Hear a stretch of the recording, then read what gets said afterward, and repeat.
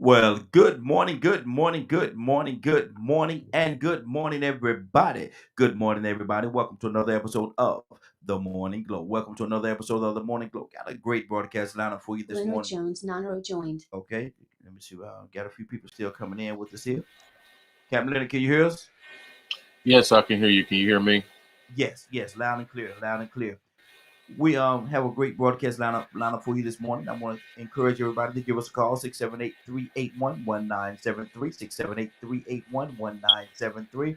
And we're gonna kick this thing off this morning, man. We got a lot that we're gonna talk about, and I think this thing might get a little hot, heated, and heavy today. Hot, heated, and heavy. Hot, heated, and heavy. Boy, I don't know where it came from. It just rolled right on off. But Captain Leonard, good morning. How you doing this morning? Doing fine. Doing fine. Good Good, morning, good morning. Morning Glow family. Absolutely. Badger, Good. good morning. How you doing this morning? Another beautiful day to be awake. Yes, sir. Yes, sir.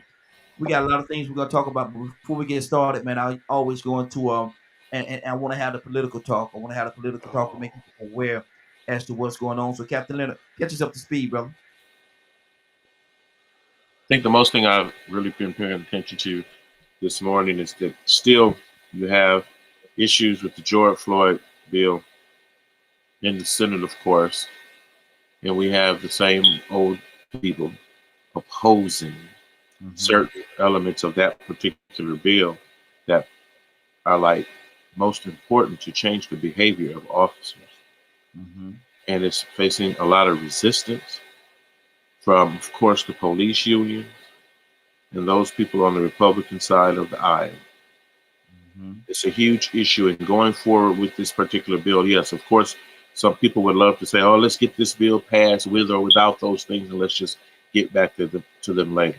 There's no reason to do that anymore because things haven't changed enough to say that the things that you've tried to do have worked.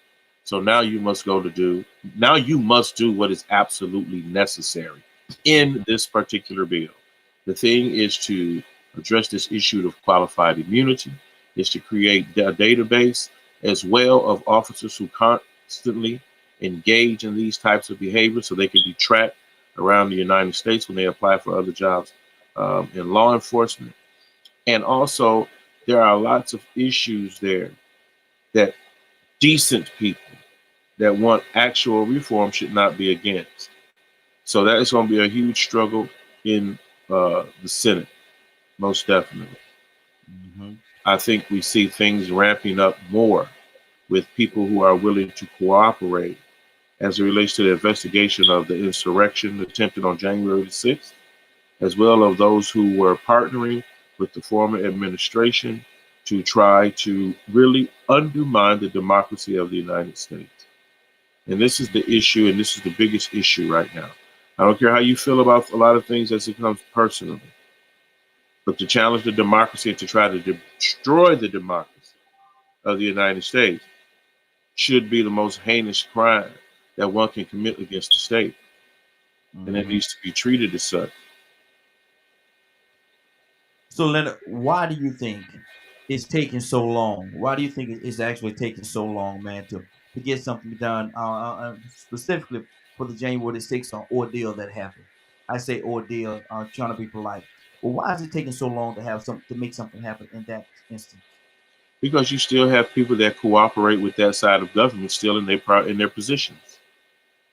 You have the Republican Party protecting people. They don't even really want certain people investigated. The Department of Justice needs to, we can't say that they're doing. We wish they would be doing more, but I'm sure there are rules and regulations in place that need to be addressed that is keeping them from going after this the way they should. But most of the time, it's because of corrupt politicians who are supporting that behavior, and they're still trying to protect themselves. Mm-hmm. Whereas we know that some of those individuals in the GOP are planning to cooperate as witnesses Mm-hmm. against what happened and to provide more information for this investigation. And Badger, I'm trying to figure out if someone is coming to hurt and harm and cause you all kind of bodily harm to include death. Why would you want to testify against the very people that's that was coming to destroy you? Why would they? Why would they not want to testify, Badger? What do you think it is? Fear, I suppose. Hmm. Fear. We're talking about the government, brother. Repeat what you said then. I'm not understanding something. No, because the people, it was in the state house. When January the 6th, when they came in and tried to destroy the state house, it was actually going out to certain individuals in there, and some of them was Republicans, to include Pence, Vice President Pence.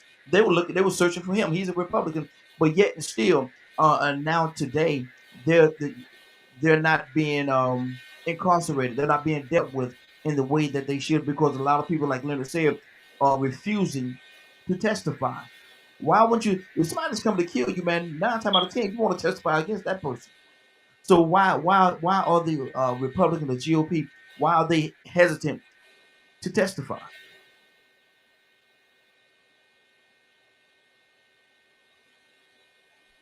I still think it's a fear tactic. Mm. That's what you feel like. Yeah, I can't tell you, how to feel. So I, Well, the reason but for me saying that mm-hmm, is they. It's a tactic that our government's used for some practically since the beginning mm-hmm, of fear mongering. mm-hmm, mm-hmm, You know, separation, making sure people aren't getting along and stuff. Because if they do all the things that a majority of the American people want to see done, you know, they would have to change. mm-hmm. Okay. And yeah, And I understand what you're saying with the fear tactics and stuff like that, man. But we're talking about the government here. We're talking about, that's one of the tricks. That's one of the things that they did. Explain it to me, help me understand. That's one of the things that they have, like Badger said, used to their benefit. But how is it now going against them? Why if it is fear, Leonard? Why would it be fear? Well, certain people have a lot to lose. There are certain people that are all dirty in this situation. So, Mm-hmm. one, anytime somebody has something against you and can expose you, that's enough for fear. Anytime somebody can destroy your career or get you removed from whatever positions of authority and things like that that you really covet a lot, you're going to fear losing it. Mm-hmm. There are a lot of issues on why people won't do the right thing. Half of it is because they're just awful people. Mm-hmm. I'm not big on the whole fear defense because you should resign if you're that scared. You can't really handle this job if that's what you do. You just don't tell the truth because you're scared. Then you're not fit for duty. Mm-hmm. So no, we need to address it, and we need to compel everyone that is supposed to be in service to the American government to hold them at a higher level of scrutiny Mm-hmm. when it comes to these issues. However, that has to be put in law, and you have to have those people who are consistent with that ideology. A lot of people, they talk tough, but they got skeletons in their closet as well. Mm-hmm. So blackmail is a big issue, Okay. So. especially when you're dealing with these types of people. Mm-hmm. Mm-hmm. So you don't think fear is a part of it? Man, fear is so subjective, and it's what people say is an escape, though, to keep from doing something that's necessary. Mm-hmm. I Okay. don't. I don't have no empathy for them at all. You shouldn't be. You should have no knowledge of it because you should have already been fighting against corruption and these types of things. So far as I'm concerned, whatever they find out about you or whatever you fear, I hope it's exposed and you removed. Mhm. Now, what are we gonna do, and what should be done? And I know the obvious answer: vote them out. But what should be done with the Lindsey Grahams and the Tim Scotts out of South Carolina? Because these guys, and that's, I'm just naming those two. Certainly there's others, Well, but they represent South Carolina. mm-hmm, That's the issue. mm-hmm, The people of South Carolina need to change that mm-hmm. because the people of South Carolina are the ones that continue to allow them into Congress. I'm gonna tell you something, Leonard. Truth of the matter, I lived in Columbia for 10 years. and I know how I know a lot of the DNA of what makes South Carolina what South Carolina is. I traveled around South Carolina doing a lot of things, events and stuff like that. So I know the climate, but at the same time, I was still knowing the climate. I was still kind of shocked that they would still vote these people in. Tim Scott, Lindsey Graham. Why would you? And the one that was going up against Lindsey Graham was very qualified. Mm-hmm. He was very qualified. As a matter of fact, I think he's in some kind of lead office right now. Mm-hmm. And so, he was very qualified, but people, for whatever reason, by hook or crook, did not vote, did not turn out to vote. Like Or I they said, vote not counted. it's the South Carolina problem. It's a problem with, especially with a lot of states in the South, especially where they have been working on this strategy of isolating certain jurisdictions and things like that as it relates to the elections. Now we have allowed Republicans to sit in office and draw certain voting lines and things like that, gerrymandering in these districts that pretty much put people that would vote opposite this strategy outside of that jurisdiction. Mm-hmm. So when you do get a challenger, you need people to really support that particular challenger from all over the state. Mm-hmm. Because you're trying to win something and you need a lot of points. Those points are called votes. Mm-hmm. So South Carolina is representing itself because not only its history of its treatment and concern, but also people fighting to protect a corrupt way of life. Mm-hmm. That's what they're fighting for. That's what they have. That's their legacy. A legacy of corrupt politics. Mm-hmm. That's how they make their money. That's how they've been able to cheat, steal, rob, steal, kill, and do whatever they would like to do. They're not going to step down because you don't like them. Yeah. Yeah. And how does this thing work? Because I've heard people talking about this for a long time, how they navigate the map for their benefit in regards to votes. How does that work, man? Well, this is what you do. You draw the line. Like say, let's say you're a Republican. Mm-hmm. And we know the type of people that normally vote Republican. Mm-hmm. So one, let's just say if I could isolate some of these better neighborhoods or the neighborhoods where the majority of ignorant Southern sympathizers would live. Leonard, did you say ignorant? Yeah, so they can understand it. They are committed to this type of behavior. They support them because they're against the advancement of minorities and African Americans in the state of South Carolina. Mm-hmm. This is their history. This is their legacy. And so they will support anyone that is against, first of all, progress and anything that looks like it may support minorities, women, children. They're completely sold out to their racist and xenophobic behaviors and their commitment to supporting corporations above people. And they will do anything they can. They'll take away as many rights to vote as they can. They'll stop as much absentee voting as they can, early voting. They'll stop anything that would remove them from power. So gerrymandering is drawing that political line in that political district to only include those that will vote for a particular set strategy. Mm-hmm. And this is what has been done in these particular areas, like where Mitch McConnell represents. Mm-hmm. This is common for them to do that. They can count on ignorant, poor white people for that vote because they're usually racist. A lot of them are usually racist, and they believe it's an attack on them. And this whole notion of them losing white power is terrifying to them. Mm. So they'll vote against their own interests to support it. Wow. And at the end of the day, they're just being manipulated, used, and like pawns, like everybody else, because they're not getting any benefit at all from the whole scheme. And then you got folks like like Scott. Mm-hmm. Scott was appointed by the devil, so guess who he served? Yeah, absolutely. And then can go back, and as long as he follow that same rhetoric, which you see my black face, and we need this diversity. But don't get me wrong, I don't support black people's issues. Mm-hmm. But I'll pretend I'll just be the face, the black face of the Republican Party. On with you, Master. Basically. Yeah. Wow. Basically, that's what that is. Wow. I hope I invent words and people didn't understand. Absolutely, absolutely.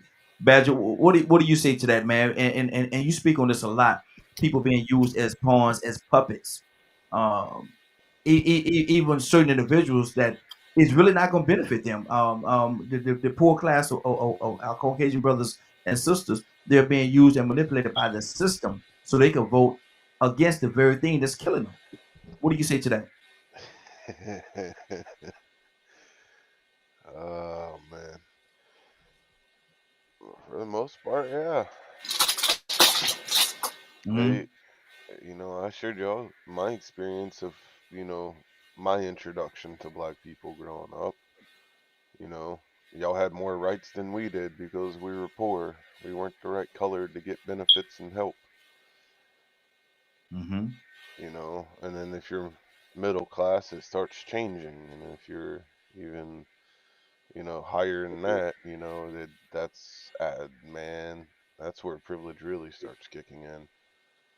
You can just pay your way out. Mm-hmm. Um, Money runs this country more than anything, and or at least that's my perspective. Mm-hmm. Mm-hmm. You know, I and don't think that's you're what too far off. I don't think you're too far off with that. we're fighting. Mm-hmm. We're fighting the people with money. We're fighting, to kind of return back to a more community-minded state where people actually work together and got along. You know, um, and hopefully it happens in my lifetime. Um, Mm-hmm. because me growing up being considered a half blood is, my wife pointed something out to me yesterday how racist that actually is. Mm-hmm. And just looking at things in a whole, listening to the senators in each state and things like that, you know, and then I'm looking at, like all the voting that happens up at the Capitol. You know, I wonder how many votes even in the state. Because I've asked like most of the people that I've come across if they voted for certain senators or representatives, even for the state, and they're like, Mm-hmm. not a single person I've ever met said that they voted for one of them. So Mm. some people are trying to figure out how they're even there, or how to get them out, because they know that they're not doing anything with it. Mm-hmm. Um, then it goes all the way down to even the counties that people live in. Those county seats and things. It's um like I know that the how do you pronounce it? Um, what the ideals the country is founded on Mm-hmm. has a huge potential to work. And it was working before greedy people took over, because the indigenous people of America was using it. Mm-hmm. So it's interesting to see what has unfolded throughout the history of America, seeing where we are today and how much people don't know of what's going on. Do you think they're blinded? Blinded, distracted, the works. Just like there's my wife's in one of the local county groups, and they're talking about, the state of the roads and all this other stuff. And it's public access to get on the county website. You have to go through like 10 different pages to actually find it, but once you know what you're looking for, and it says what all the funding is for the county and where all the money goes. Mm-hmm. And from what I saw this year, they didn't put any funding toward the roads. Now, Leonard, how does that work? How they delegate certain monies to certain areas? How does that work? Who make those decisions, and do they make the right decisions sometimes? Well, the decisions are made, of course, by those committees or whatever that you have in place in your local area. Now, say for instance, when you have a SPLOST initiative or something like that, which means there's an effort to raise money for some type of project or plan, it is incumbent upon the representative of those districts and those people to make sure that when these programs and stuff are proposed, there is usually always a meeting, a hearing, or what have you. So as an activist, we try to be at these hearings, and we try to get people to know that they're going to be having the hearings and to show up if you're concerned. Because what will happen is if you're not, who's ever making the most money from this particular legislation will be pushing this legislation. Mm-hmm. If you do not specifically say that these streets will be fixed, then the people should say, we're not voting to give you more of our tax dollars to do anything. And, you got some people that always try to smooth talk you. Oh, this plan is going to revitalize this side. No, it's not. You're lying. Mm-hmm. Call their bluff. If it's not in those proposals, guess what? Be against them. Let those district commissioners or whatever your local form of government is know that you are not happy with it. Because we have defeated those types of initiatives here as well in the city of Atlanta and in surrounding metro areas where things we see that just may not be beneficial. Or, for instance, housing is one of the biggest issues. Mm-hmm. And what type of if I don't know about in your areas, but a huge amount of building is going on in housing. Yes. And so you may see whole entire complexes. I know one big thing around here that's coming is the 55 and up the senior living facilities, these extravagant senior living facilities and things of that nature. Huge condos that greatly outweigh the needs of the population at the moment. Mm-hmm. So you can understand there's somebody making money. Yeah. And if they can get a bill passed and cover up the majority of the funds and what they would call miscellaneous spending or whatever, or they have the discretion, which they vote on as well, to take monies that they solicit for one purpose and use them for another purpose. Mm-hmm. So if you're not there, like say, for instance, where Badger is one of the people who is reading these proposals of what they want to do, he may be the person that has to tell other people, if he's interested, to say, hey, we need to go down here to this meeting. Mm-hmm. And we need to voice our opinions because this is what these people plan on doing. Or ask your district commissioner who seems to have the same last name of the person before and they family in politics. Well, why ain't these streets never got fixed if you represented us so well? You just brought your narrow behind out here and told us that's why we should vote for you. Yeah. So why these streets not fixed? And you've been sitting here 3 and 4 cycles. Mm-hmm. It's because you're not making it. You're not holding them accountable for fixing the streets. Mm-hmm. Mm-hmm. There are some people who realize that's one of the most important things in politics that a local politician can do. If you see things like potholes, people will remember you for fixing potholes. Yeah. They will remember you for that. Mm-hmm. Especially because exactly. But if they're playing your area and the people on looking at the data, seeing who turns out, if you're in an area with, let's say, for instance, 1,000 people, but the data say only 30% turning out, guess who you're going to be focusing your attention to if all you need is 30% to win? Mm-hmm. Mm-hmm. Now, that's who you cater to. It's and what you're saying. I want my listening audience to understand what you're saying. and how it relates to defunding the police. Because that's something that a lot of people didn't understand. They say, "Well, how are we going to just stop paying?" It's not saying you're going to stop paying the police. It's not. That's not what it's saying. But some people try to force that narrative saying that we're going to stop paying the police. That's not what it's saying. No. Explain defunding the police what that means. Defunding the police means holding them accountable for the funds that they have. Like, say, for instance, if you have police departments that are, let's say you got $1 million budget for community involvement, and those funds are supposed to be used for community involvement. However, someone made the decision to take those funds and use them to buy, let's say, a new tank. Mm-hmm. You have to defund that type of behavior. Mm-hmm. So what you have to do, you have to put stipulations around how the money is supposed to be used.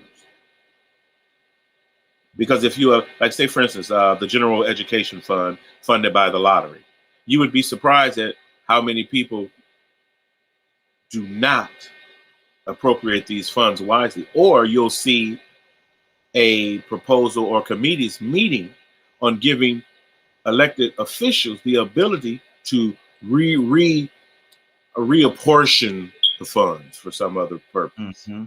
But see, they even have to come and ask you to do that. And if they can have what has been common for legislatures and county boards and things like that is to use the tactic of holding those meetings at a time when the majority of people are not able to make it, which is not very hard because it's not like a lot of people just standing in line trying to get in the door. Exactly. Especially now you have issues that will bring people out. I can tell you right out here in rural Georgia what brought people out when somebody found out that the people that wanted to buy particular land were Muslims. Mm. And then the meeting was standing room only. Mm-hmm. Once they found out that a major group who you could not tell were Muslim by their name and their application. But soon somebody got wind that this is what this was for, a Muslim community. They shut it down. Quickly. Okay? So this is the power of your local boards. You had commissioners this particular term who have been trying to get additional power in their position. Say, for instance, you wasn't good enough being the chair of the board of commissioners. You actually put a bill together and a proposal together to give you the power of not only that particular chair, but you also want the power of the city manager. So instead of it being two people, now you're consolidating power in the board of commissioners, the head board and the chairman. Now you want to give him city manager authority as well. Pretty soon he could run your city unopposed. By himself. Yeah. So these are the issues people have to address. Our coroner, for instance, a particular African-American female won for coroner. They're doing everything to run her out of her job by not funding her, by not giving her access to those things she needs to do that job properly, simply because of the color of her skin and someone refusing to does not want to give up power that they lost in an election. How is that benefiting the people? That's not the point. The agenda is not to benefit the people in that case. The agenda is to benefit those individuals who have an invested interest in a coroner that will tell you that the cause of death was something other than blunt force trauma by the police and an arrest. And that's why the person's dead. Wow. The coroner is an elected position in Georgia, and you ain't got to have no education really to get it. Mm-hmm. There's no requirements around it. You just got to want to do it. You got to be a citizen. You got to live in the county. But you don't have to have a degree in forensics or anything like that. But you have to be willing to go along with the program in order to be liked. So it does not matter how many times you see unexplained wounds and things on a dead body. Mysteries. Mm-hmm. You create the illusion that something else caused the death of the person. Wow. That's a person who works under the agenda of someone else. Mm-hmm. And that's an elected position. Yes, it is. Yes, it is. Badger, what's on your heart, brother? Defund the police. What exactly does that mean? And how do people get it so twisted into thinking it was something else? Defund the police? Yes. I don't know very Speak up, much Badger. about. You're a little bit I low. don't know anything about it. You never heard people talking about defund the police? This whole movement that was going on for the last 10 months, almost a year, whatever, and even during the last election, they was talking about defunding the police. That's one of the biggest things that Trump was talking about, saying that they want to defund the police. You never heard of that? Mm-mm. Wow. Okay. Okay.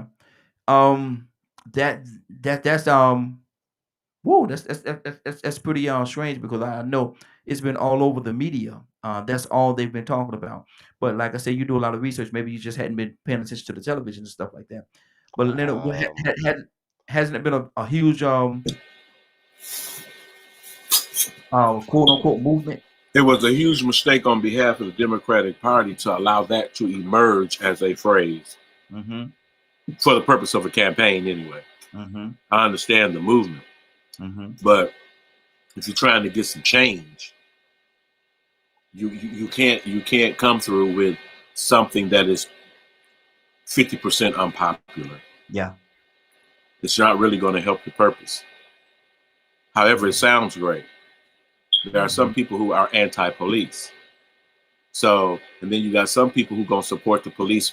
These are the same people that are like, well, maybe he did do something to die. Mm-hmm. These are the same people that think that know that the police is protecting them from black people. Mm-hmm. You know, they have that idea. Mm-hmm. So this is why defund the police becomes such a controversial phrase. And basically, what it means is reappropriating the funds that and how the police use these funds to conduct business. Mm-hmm. They have an overflow of money. A lot of it is coming out of your tax dollars. And they're doing whatever they want with your tax dollars to continue to harass and do whatever they want to citizens in your neighborhood. I mean, how do you think they get paid? They have certain programs and initiatives that are used. Maybe those programs and initiatives say, we're gonna pay for a particular drug enforcement team, and then we're gonna call it the Red Dogs. Mm-hmm. And this is what we're gonna do with this little secret police force within the police. We're gonna fund anything that they do. We're gonna give them the best weapons and everything Mm-hmm. to attack the public. Wow. Or how about all the police funds that have to pay out for inappropriate behavior on settlements? That could bankrupt the city. Mm-hmm. So you need to defund that type of behavior. We're not going to continue to, they're providing legal representation and everything for police officers that commit these acts. That costs taxpayers. Mm-hmm. Certain police agencies have, this issue of bonding. If they become too much of a risk or they continue to pay out too much, at some point, even your insurance company would raise the rates or what have you. But if a person who is interested in the police force is partnering with people writing legislation, I guess the money wouldn't run out, would it? Mm-hmm. If no one asks us about the money, we can continue to pad our pockets with all this extra money. Yeah. But let's keep telling the people that we're using it for all these drug enforcement activities, and then they won't look too deep on what we're really doing with the money. They won't follow that money trail. Right. Or some people, they just blatantly, they don't care what you think. Look at these 3 new tanks we got. Look at these battering rams. This is what we going to use the battery to bust in y'all houses with no-knock warrants and kill y'all. Wow. All this stuff we investing in. You paying for your own deaths. Right. Those types of things. Exactly. Got another caller. Caller, what's your name? Where you calling from? Morning, Raheem. It's Kurt, man. Charm City, baby. What's up, L Dog? What's going on with you, man? Say hello. We got Badger with us. Say hello to Badger. Badge, Big Dog. What's up, baby? What's up? Okay. We're talking about Kurt and defund the police. What exactly was that? Was that misguiding? The way that it was put together, the way that it was presented, was it misleading? Well, number one, you can't come up with an initiative and then allow for somebody else to control the narrative of your initiative. That just don't make sense. Number two, it should have been, honestly, things like defund the police. You know, titles are created when you come up with new programs or new slogans. But you always got to have somebody sitting at the table who is the cool, I guess you could say the cool head at the table. Mm-hmm. Because when you came up with this whole idea of defund the police, right, what you did was you almost made it even harder to reform the police.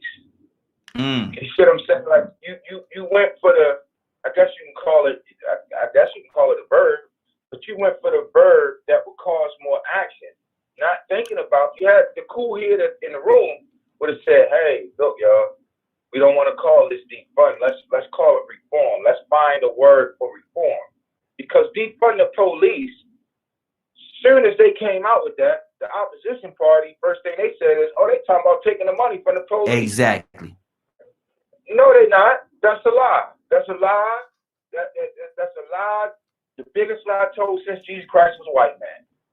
All right? They're talking about reforming the police department, reforming how you police. Mm-hmm. If your police department got $10 million worth of equipment, they don't need $10 million worth of equipment. The police do not need to look like the military. That's why you got the military. Mm-hmm. So the problem that I saw with defund the police was they used the wrong word. Mm-hmm. You know what I mean? And what happened was when they came out with it, they did not come out with defund the police, and they did not have an initiative to per se not only control the narrative, but to be prepared, like a PR person, to be prepared to answer the question like you asking right now. Mm-hmm. Mm-hmm. You can't just assume that people are going to automatically know that when you say defund the police, you're talking about reforming the way that people are policed in America. Yes. You can't assume that. Mm-hmm. Mm-hmm. Wow, that's good. That's good. Badger, what's on your heart, brother?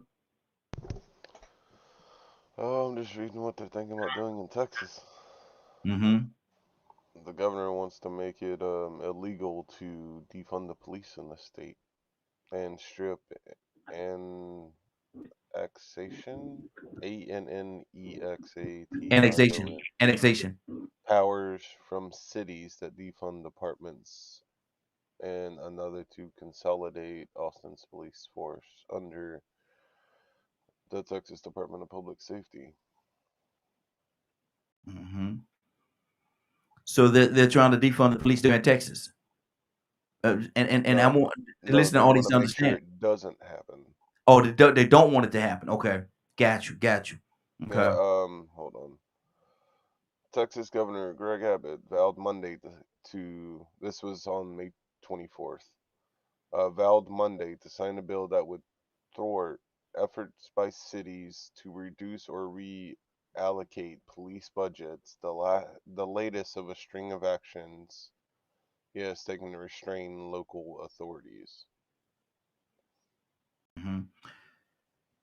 Wow. See, I think what they're doing right there, Leonard, that sound to be like a play on words right there. It's always a play on words. That's why you have to read. Mm-hmm. You have to actually find out what it is, because this is one of the ways you play that game.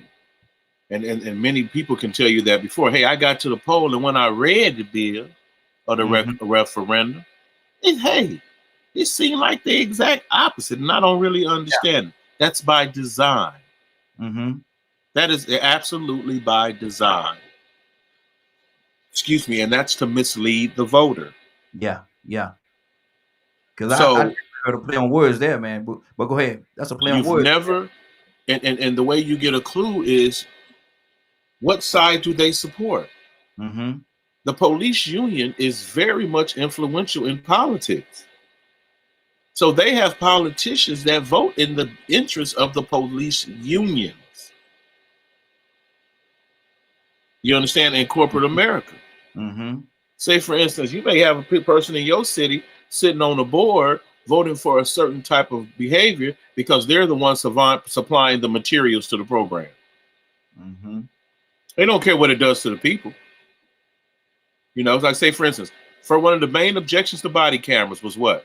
We ain't got that kind of money. Yeah. Yes, you do have that type of money. I tell you what, you're going to get body cameras and it's going to come out of your budget. And we're not going to send any more federal dollars to do it unless you do it this way.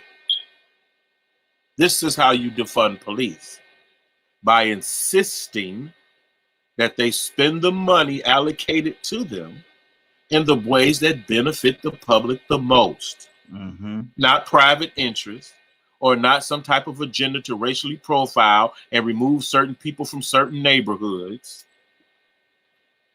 not for drug programs where somehow money and evidence come up missing. What do you think happens to that?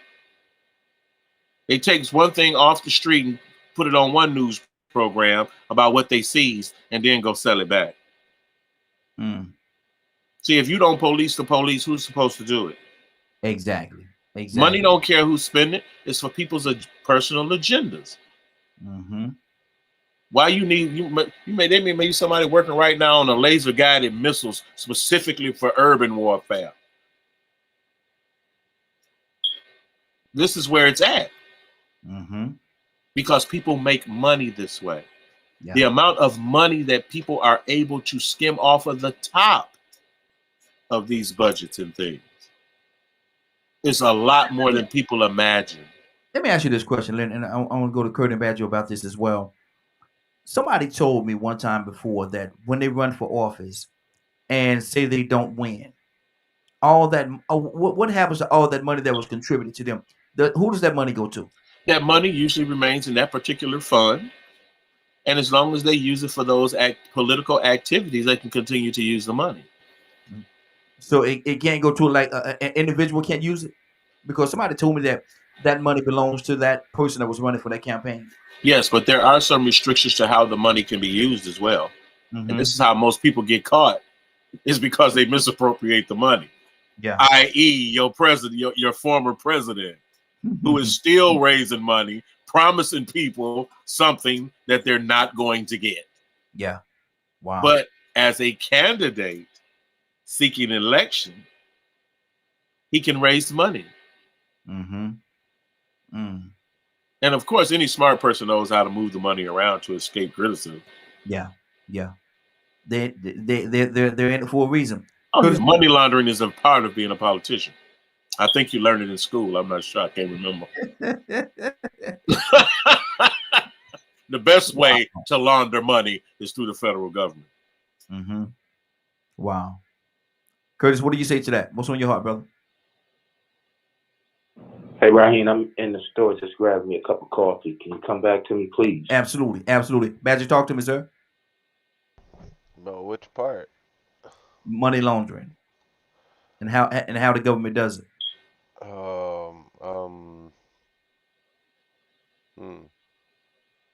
They tell you something costs one thing and it doesn't.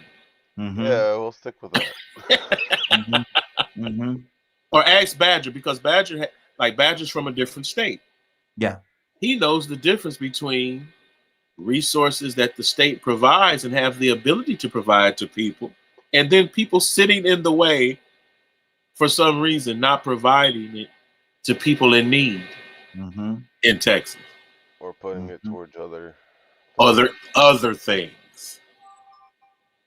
So that's a huge, people still don't understand that. Really nice highways in the big cities. Right.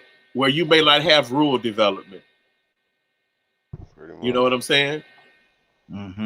Or like, say, for instance, one of the biggest issues, Atlanta, all this money and everybody come to go right over there on Bankhead, old Bankhead. Down in Lee Hollowell. That's what it's called. Yeah. See, for a long time when it was just for the people, they didn't care how it looked. But see, now that corporate America is showing an interest, you see a complete border as where they're investing money on one side of the street and not investing money on the other side of the street. Night and day. Night and day. Like I was telling people, you have to understand what I call fencing them in politics. If I can develop everything around you and fence you in, I will control you until you decide to leave. I will price you out until you leave. Does that sound like, yes, we're taking over the Carter? Yeah, basically. And that's everyone uses the same tactics to get things done. Don't think that just because you got people on this side of the government that they're not unethical people, because they are. They just have license to be unethical, for lack of a better term. Let me ask you a question. Different topic here a little bit. Because when I say yes, we're taking over the Carter, it reflected me back to the movie New Jack City. Was there any truth in that movie? Of course. If you lived in those areas, you would know that. Yeah. You would know that. That there's always a headquarters for the biggest drug dealers. Yes, sir. Yes, because sir. their enterprises become so large. And it makes sense. If I can buy a hotel and sell dope to the people in the hotel that I bought, I have my own business. Yeah.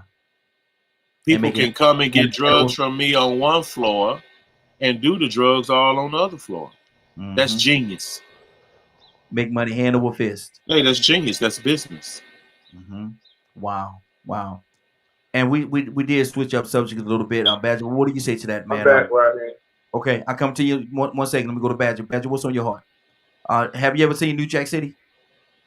No, I haven't, but based on like the words I was hearing you use, it reminded me of the Monsanto situations. One of my, yeah. I think Monsanto now owns an entire city. Wow. But no, like they caused a lot of like poisoning. You know, our farmers have been fighting them for years, and it doesn't really get any publicity or anything of like how bad their products are. I also found out an interesting thing about autism yesterday. They consider it a disease, and they're trying to figure out how to cure it.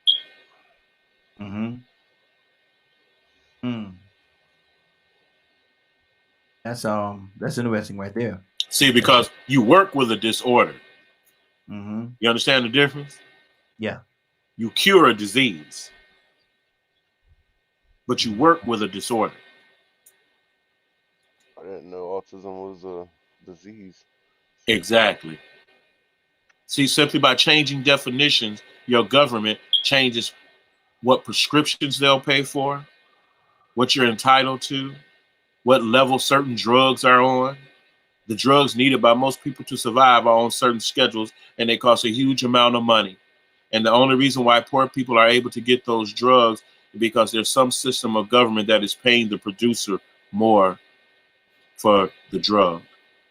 Well, it's a thing. Well, one of the things are called STEM. Another one's called Spark, where they are wanting to collect the saliva DNA from the children and the parents to see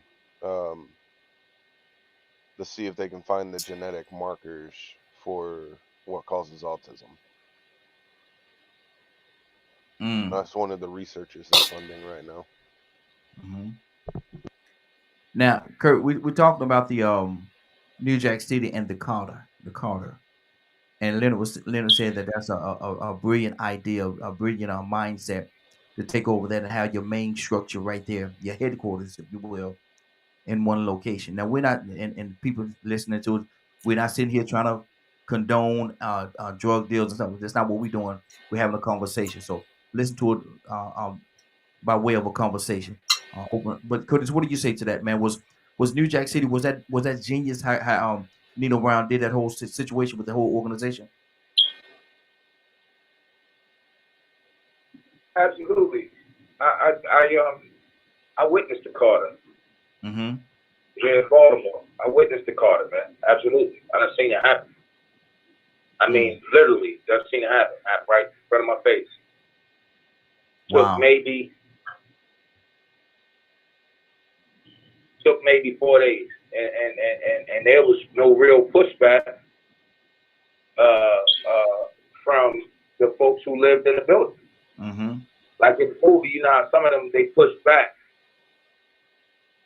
Nah, like I've seen it happen in real time in front of my face, and there was no real resistance to cats moving in and getting the bulk of their money from the building itself.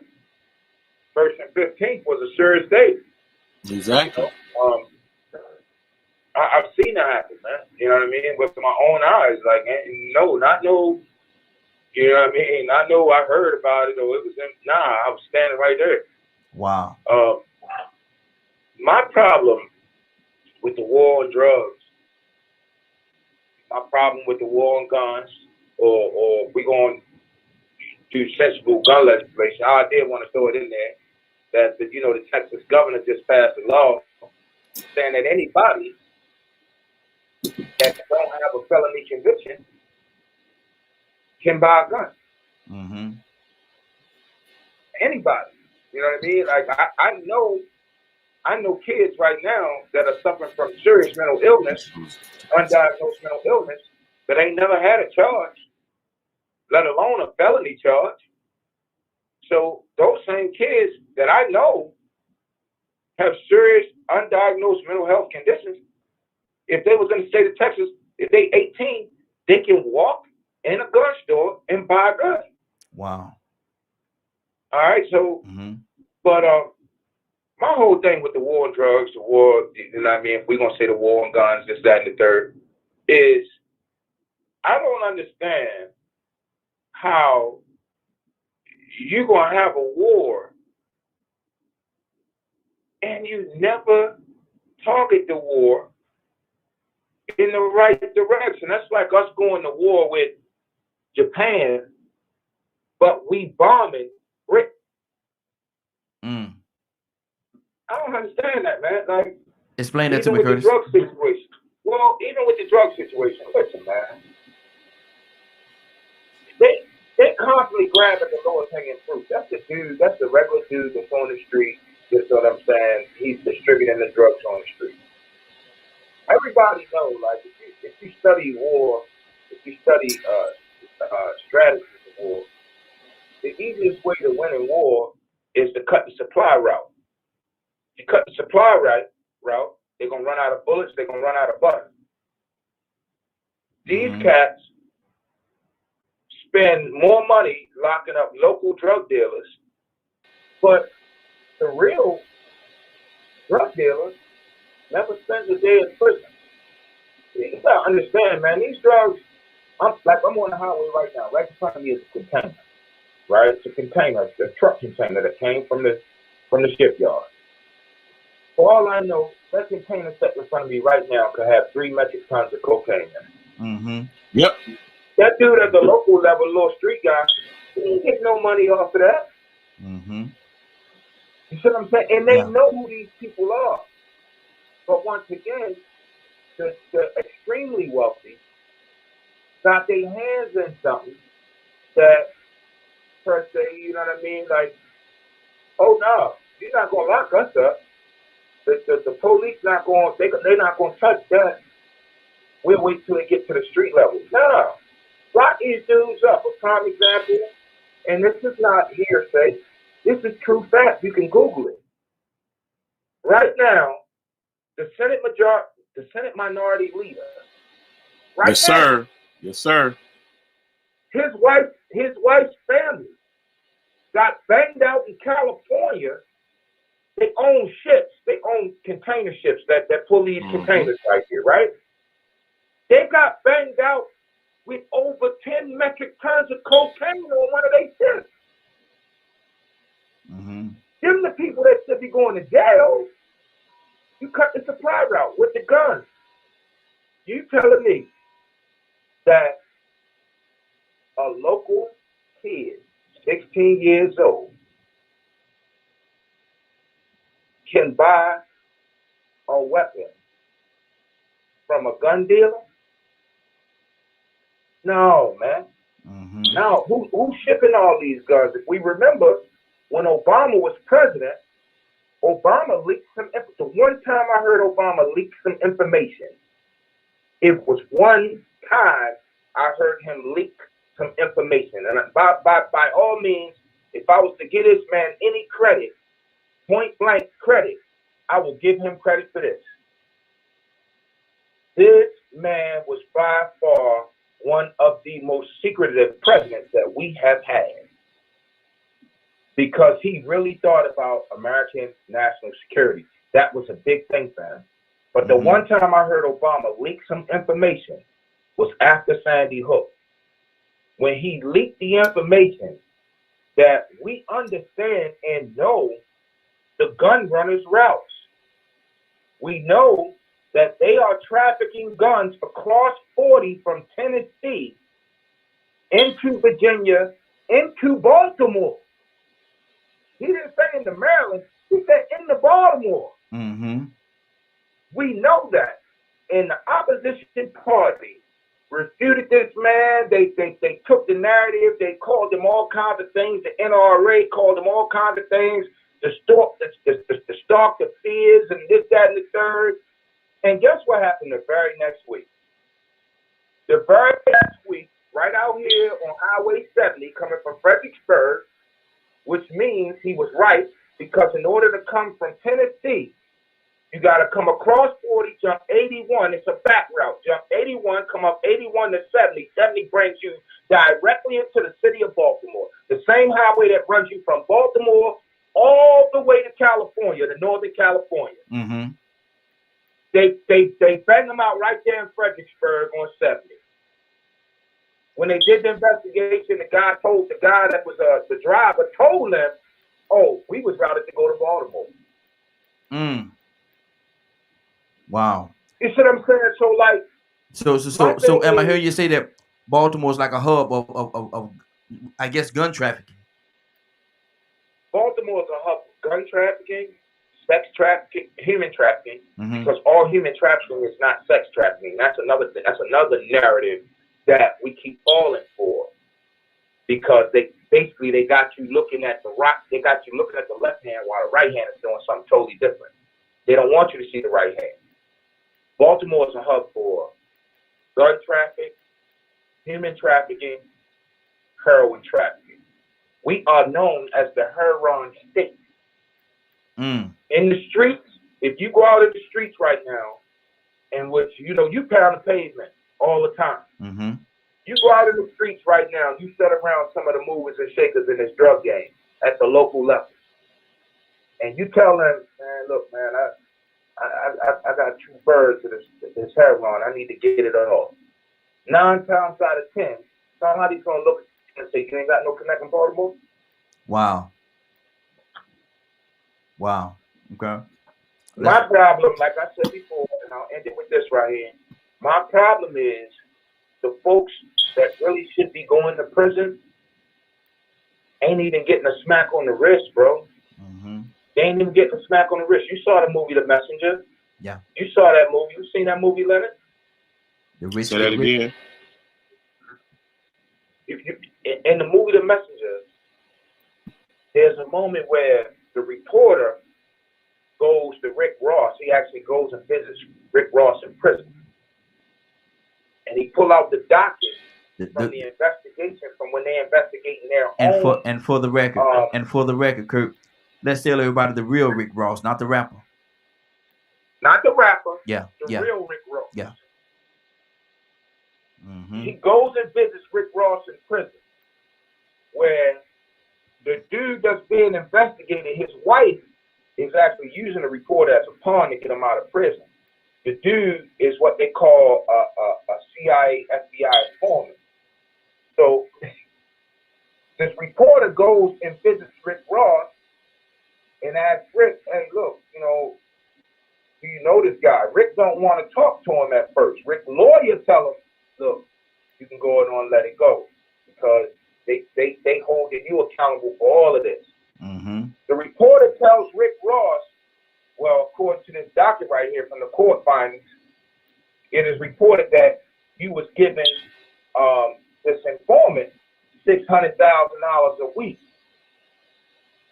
Rick Ross lose it and tell him $600,000 a week. Man, hold on, man. I was giving that man $6 million a week. Mm-hmm. So if you was paying him $6 million a week, how much drugs was this man actually sliding in through California as an informant with the specific instructions that these drugs must go to the inner city communities? I don't care black, white, or candy stripe, because we got poor white folks just like we got poor black folks. Mm-hmm. Good I deal. see more white folks leaving methadone clinics than anything. Mm-hmm. Mm-hmm. Wow. So Wow. that bothers me, man. Like, you know, it bothers me that the real people that should be prosecuted and put on the table, they're not even getting a smack on the wrist. You're not even hearing nothing about them in the media. You're not hearing nothing about they being locked up. It's always somebody at the local level being locked up sentenced to 15, 20, 30, 40 years. Mm-hmm. Well, what Wow. about, Gotta keep it moving, what Kurt. about the guy that was, you know? Mm-hmm. Good deal. Yeah, I understand exactly what you're saying, man. The rich get rich and the poor don't get nothing. I understand how that thing works. Man, what's on your heart? Then we're gonna jump into our topic for today.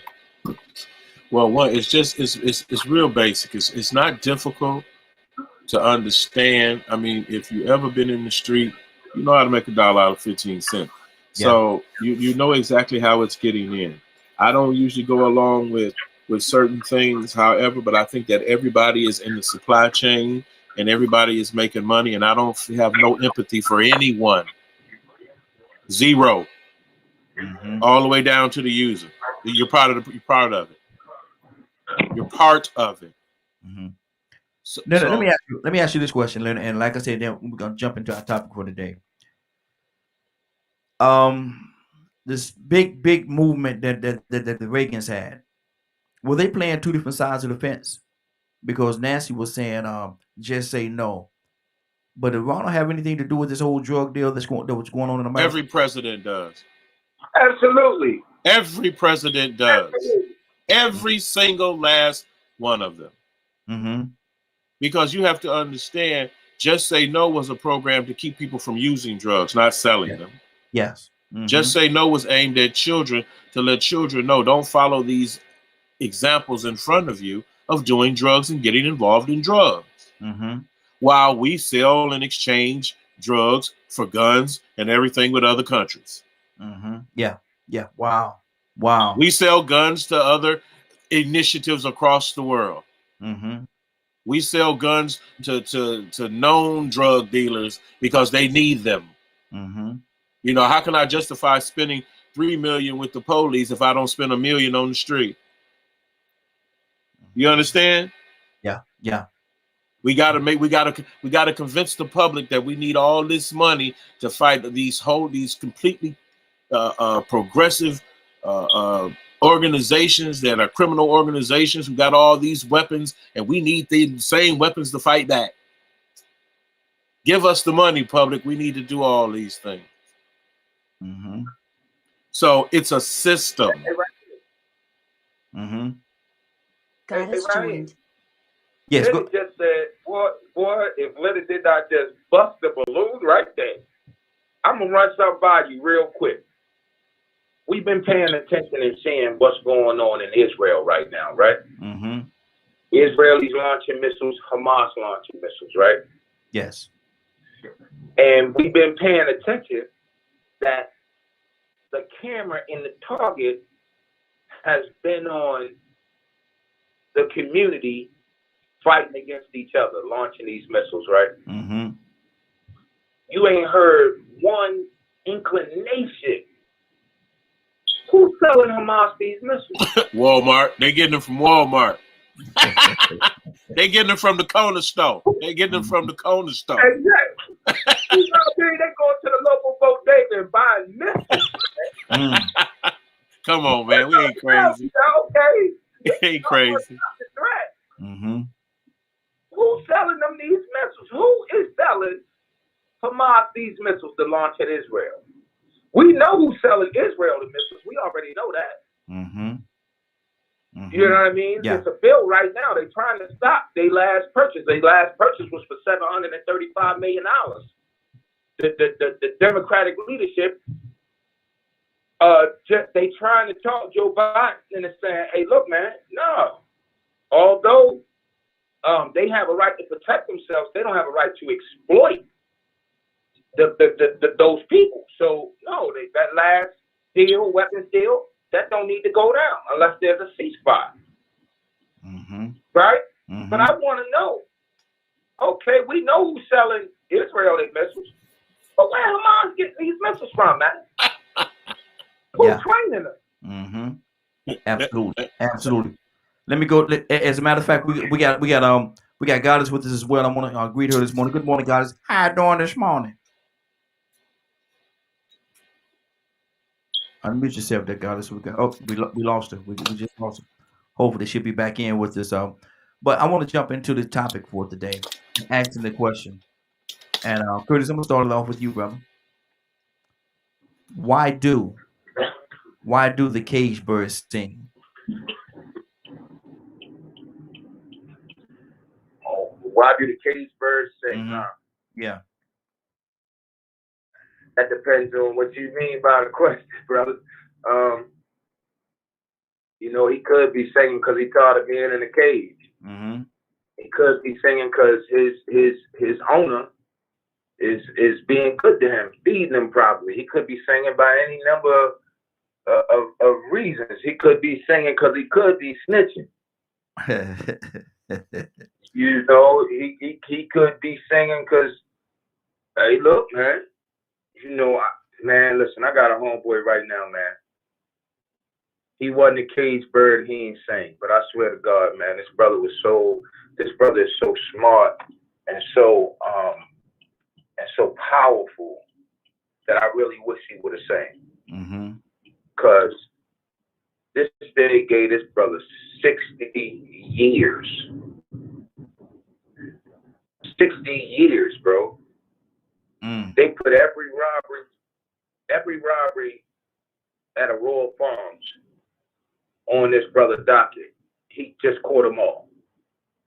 And a lot of times I wish he would have just went on and told it, like, look, man, wasn't me. You know what I mean? Sometimes I wish he would just gave the state what they wanted. You know what I mean? Because he's so powerful, man, and so powerful of a dude. But he just couldn't do it. He was like, nah, man, I'm not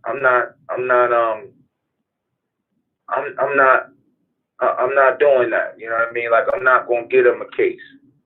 Mm-hmm. And so why the cage birds sing?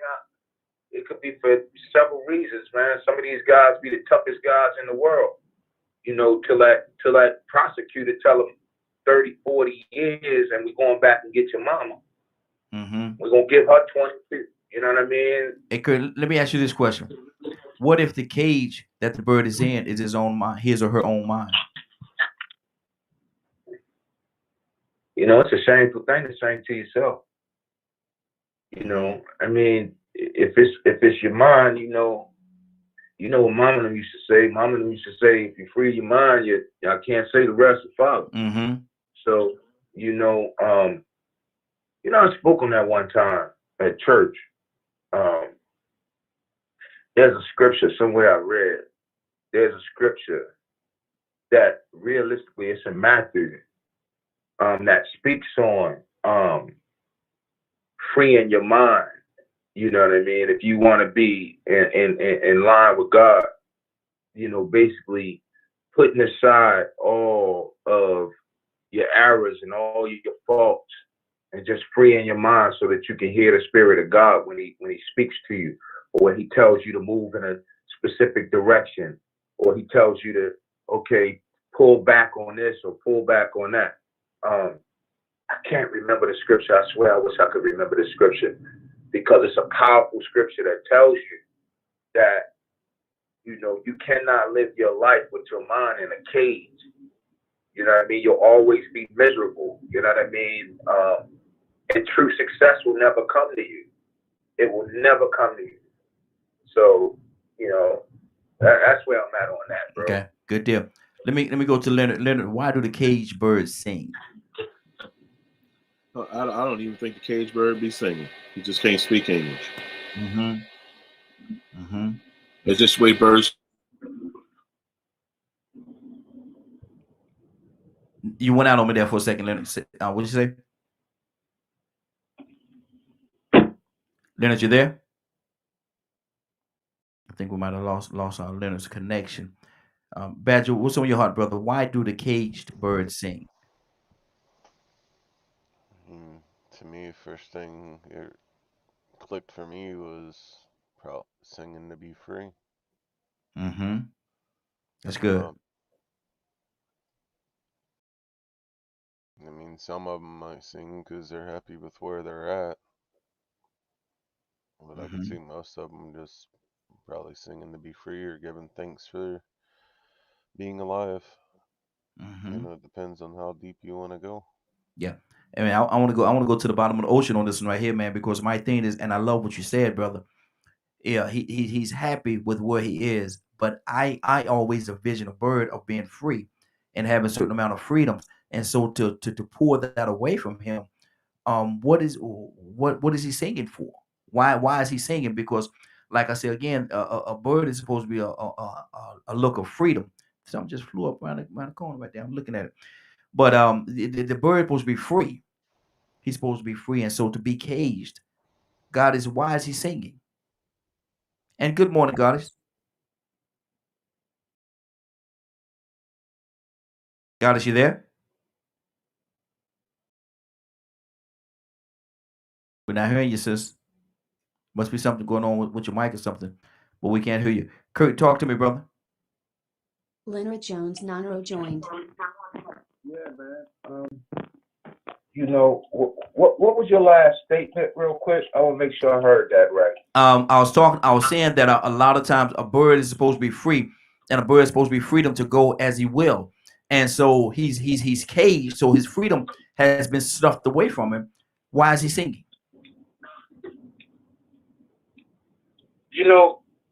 Yeah, that's a real good question, but sometimes you just gotta do what is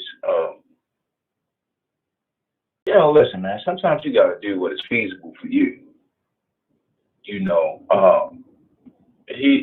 sometimes singing is the obvious. You know what I mean? Like it's a part of who he is. It's a part of his genetic makeup. In the street case, bros need to understand that if you're gonna be doing dirt out here, right? You gotta understand the culture for which you're doing dirt in, right? Like this is not the culture where there was honor amongst thieves. This is a culture where most people, and we seeing it from the lowest level to the highest level in government and society everywhere. We're seeing, or we're living in a time where nobody is being held accountable at all. Right? So you got a segment of society that in all reality believes with their heart that I can break the law, I can do whatever I want to do. I am not going to be held accountable for my actions. Or the accountability that I'm going to be held with is going to be contemptible at best, and or is not going to match the consequences are not going to match the action. That's the society that we have created. I heard a guy say the other day, we was talking, he said, it's just like, do you remember a time when if you played football, if you didn't win, you didn't get no trophy. You got a certificate of participation, and that was it. Yeah. But now we live in an era where even if you lose, you're still getting a trophy. Mm-hmm. I had a big issue You with know what I that. mean? I had an issue with that a couple of weeks ago. We talked about that, and I said I don't think that should happen. But y'all know how that went, man. Yeah, a lot of people didn't agree with me, but I don't think you should get no participation. But I understand the viewpoint everybody came from. They did participate. They did put in the time. They did put in the effort. I can understand from that angle. But at the same time, why get rewarded? You didn't win. And so there's two sides. There's two folds to this. There's two folds to it. Yeah, Mm-hmm. yeah, absolutely. But all at the same time, listen, we gotta stop. At some point, I don't want to say we gotta stop, but at some point we have to accept the fact that we live in a society that is heavily competitive, right? Mm-hmm. Mm-hmm. So how much longer are we going to teach our children how not to compete? Nelly. If the society at large is saying we're in a competitive society, Mm-hmm. Mm-hmm. how much longer are we going to teach our kids to compete to lose? Yeah. Nelly How said much longer are we going to do that? Nelly said it best, man. 2 is not a winner and 3 no one remembers. God is good morning. How you doing this morning? God, is you there? I see you unmuted it, but I can't hear you. Okay. God, we got to come back to you, sis. We can't hear you. We can't hear you this morning. Leonard, what do you say to that, brother? Why do the caged birds sing? Leonard? Leonard, you just muted yourself. You unmuted. I can see you unmuted yourself, Leonard, but we can't hear you, brother.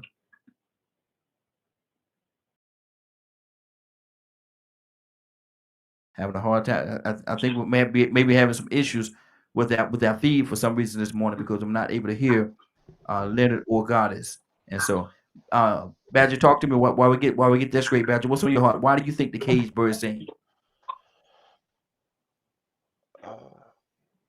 So asking about the bird? Yes, that's our topic today, brother. Man, I think to me it depends. It um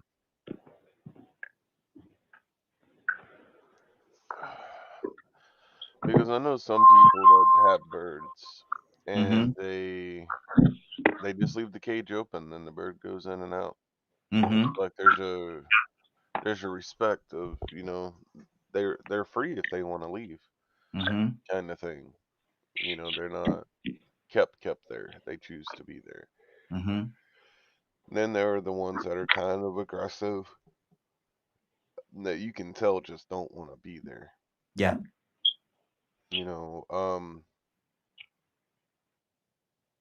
and it's interesting how you can relate that to human experience. The Mm-hmm. ones that are content with where they are and the ones that fight for something better. Mm-hmm. Mm-hmm. Um, Exactly. yeah. Good deal. Good deal. And Badger, I'm gonna stay with you just for a second. Um, from the heritage, from your heritage standpoint, the freedom, everything is designed to have its freedoms, and so to take an animal out of that, and we're talking about the bird, but it could be any animal, and put them in a cage, you're going against nature. Would you agree with that? Yeah, Yeah. I could Yeah. go. I could Mhm. agree with that. Good deal. Good I deal. just it's sort of like chaining up a dog or Mm-hmm. fencing in a dog. Mm-hmm. Mm-hmm. To me there's a difference between caging up an animal and an animal that's a partner.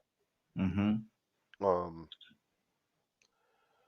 and I think that's something that a lot of people have forgotten, you know, because Mm-hmm. of an I am a firm believer that if an animal really truly wants to be free, they're going to find a way Mm-hmm. To get out. to get out. Mm-hmm. Good deal. Leonard, good to have you back, brother. I see we got you on the phone line. You there? Leonard?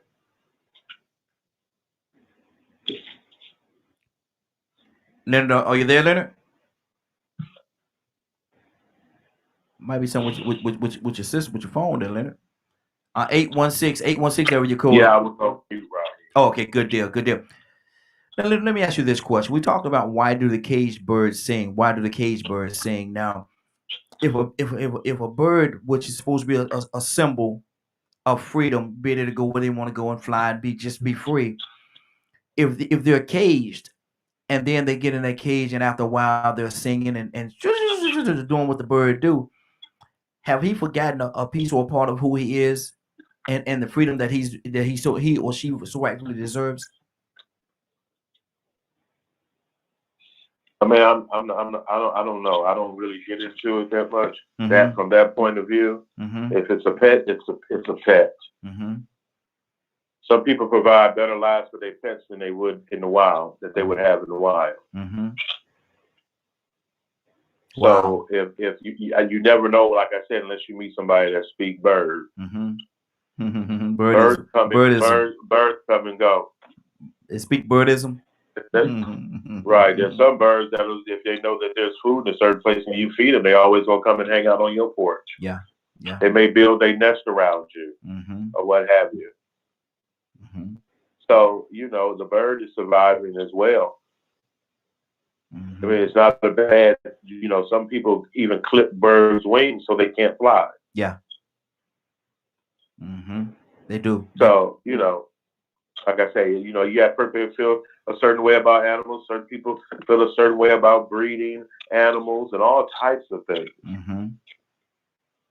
So for whatever purpose it is, I'm not, like I say, I don't know nobody that really speak birds all that well. Well, you got the bird whisperer. I had the slightest idea. But some things that we've domesticated pretty well.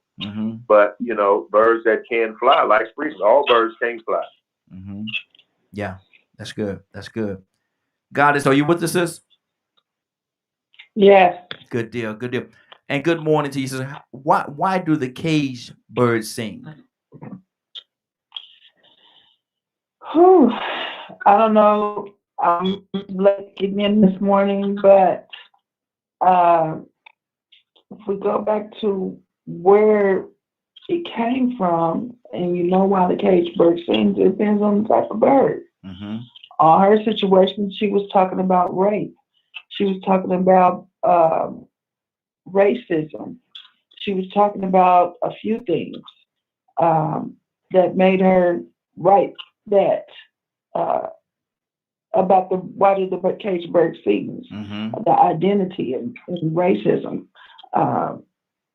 Depends on what type of bird it is. I mean, you can use, I like to use religion on it, and I like to use political points of views on it. Will we ever be able to sing if we don't unite? If we don't take the time out and research situations and the truth about situations. We have right now, I don't think our Black people are going to ever sing in Kansas City. We had a mayor make a stance, and I need to see everybody stand up and stand with them. But they don't understand the word about reallocation. And reallocation and defunding are two different things. So will that caged bird sing? Will Black people realize and understand that now they're doing special legislative session just because he made a stand and it was voted on and we won? So hopefully that caged bird is sing and get out the cage. See, that depends on the song that you're singing. Okay, now I asked a question earlier, and I asked this question, Goddess, I want you to tackle it as well. What if that cage that the bird is in, and we talking about it from a humanistic side now, is his mind? That's the problem. That's the reason why we're in a cage. It's because of the mindset. The mindset if you're used to a certain situation or a certain thing, your mindset can never be free. Mm-hmm. And that's what kept our people so far back, because we've been through trauma throughout our whole years. And that's why we have a different set of, you got Black people that read the Bible, that know the Bible, and you got Black people that recite part of the Bible, and I'm just going to use that as an example. They recite part of the Bible, and then they use certain verses for their benefit, Mm-hmm. just like we do pastors. But you got some Black people that have a true spiritual connection with God, that they use the earth and they use what the Creator created in order to be free, and which God has already endowed in us.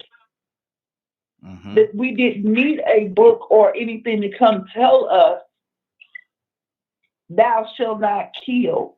That started from the little animals on up to the actual human. Mm-hmm. Good deal. Good deal. Let me go to Kurt. Kurt, what do you say to that? And I started this thing about the mind with you, Curtis. So, expound on it just a little bit. What if that cage that he's in is his own very mind, or his own situation that he or she has created for himself, him or herself? So your question is, what the question is what again? I want to make sure I understand so I can give What if that the cage? best answer. Why we talk about why do the cage birds sing? What if that cage that we're speaking of is something that person created for themselves, be it in their mind or their own situation and circumstances? What if it's something that they created within themselves? Well, I'm not going to say that that's always a bad thing, Mm-hmm. because for some folks, they have to create that, just to survive. But I will say this, that if the existence of your life is solely about survival, then you are already 2 steps behind. Mm. The one thing that I can say about our particular culture, Black, brown, minority, however you want to flip it or shake it, right, is that for a series of years, and I'm not talking about a decade, I'm talking about for centuries, we have always put ourselves in a situation where we have only learned, or we have only taught ourselves how to survive. Mm-hmm. You have a systemic problem that perpetuates our survival. If you put a man in a situation where all he's doing is surviving, survival becomes savagery, because you're not living your life. Mm-hmm. See, this is a time where our people are learning that, no, I don't want to survive anymore. I want to live. And that's why you're seeing the pushes that you're seeing, is because we're not operating from a place of survival anymore. So to kick back on that, to kick back on the ideology that I'm not operating from a place of survival, I'm operating from a place that I want to live. The kickback on that is to install or instill this fear in the given population and or culture and or society that will force that culture, that given culture, society, to revert back to just surviving. Mm-hmm. Mm-hmm. You get what I'm saying? Yeah. Ain't no money for the exploiter if you're trying to live. If you're exploiting me, Raheem, and I'll end with this. If you're exploiting me, let's say you're exploiting me for money, right? Mm-hmm. Let's say I have a talent that could make me $1 billion a year, right?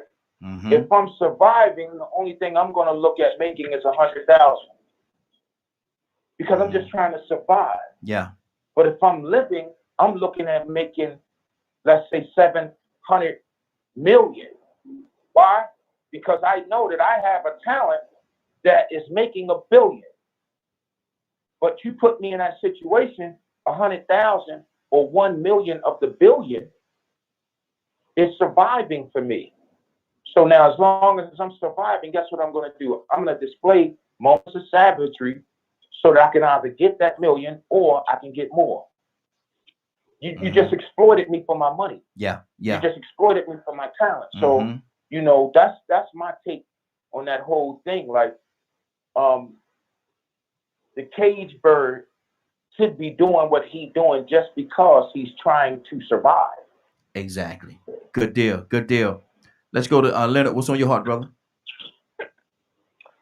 What's on my heart, particularly about this cage bird singing, and the freedom and him or her entrapping themselves within their own cage, which is a certain situation and circumstances that they have created for themselves? Well, I'm very much individual on that.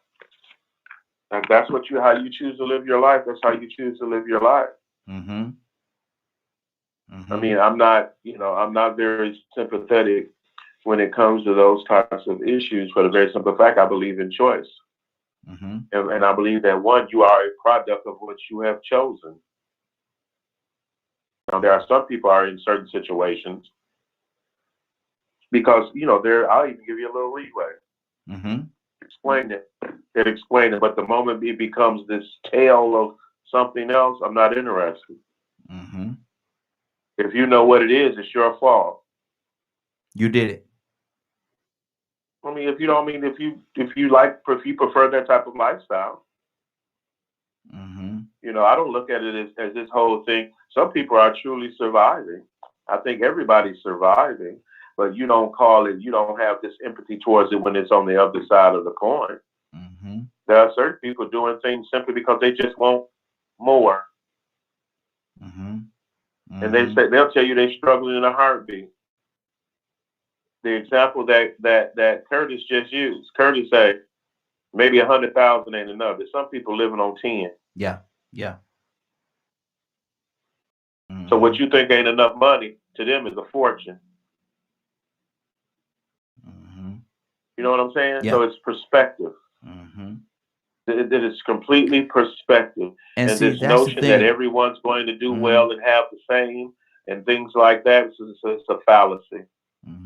And that's the thing right there, man. It is. It's a perception and how one perceives, because in one community, and let's deal with the we talked about this a few months ago, child support, and we was talking about the differences in how much money one child get in comparison to another child. One child, if the family is very well off, they could get $10,000 a week, when another could get $15 a week. I mean, both of them have to survive.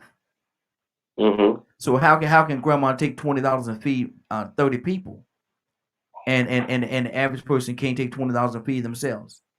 How does that work? It's not about the average. It's not about the average person. It's about your situation. Everyone's different. That's why your child support is different. The only people arguing certain people points of view is people who don't want to pay. Yeah. But and it's not based on what all children need. It's based on the ability of their parents to provide a certain lifestyle for a child. And again, that goes right back to perception, man, because there's so many different things tied in just this. So if you have a 10-bedroom luxury home in Beverly Hills, and you went over there slutting around on the weekend and slept with somebody in the project, trust me, you just brought them up. Oh yeah. Many folds. That's the way that's supposed to work. Supposed to? Yeah, that's the whole notion that the child is entitled to the wealth of the parents. Wow. Oh, Badger, what's on your heart, brother? Why do the cage birds sing? Why in the world would a person complain when they created this very situation that they're complaining about? Mm. Well, that sounds like a typical American thing. Mm.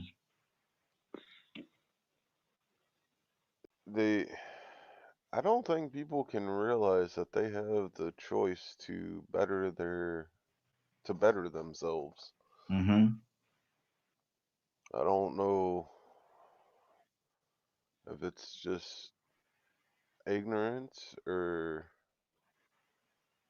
misunderstandings or what it is. It's something that's always baffled me. Mm-hmm. So Mm-hmm. I'm not. Wow. It's like perception. Like you could have one of the worst things happen to you in your life, and it all depends on how you approach it and react to it, Mm-hmm. of how good or bad it can affect you for the rest of your life. Mm-hmm. Mm-hmm. That's good. That's good. Goddess, what's on your heart, sis? Nothing. I'm just sitting back listening, and I think Kirk said a few things that made me understand some things that was going on here. Um, along with Leonard. Mm-hmm.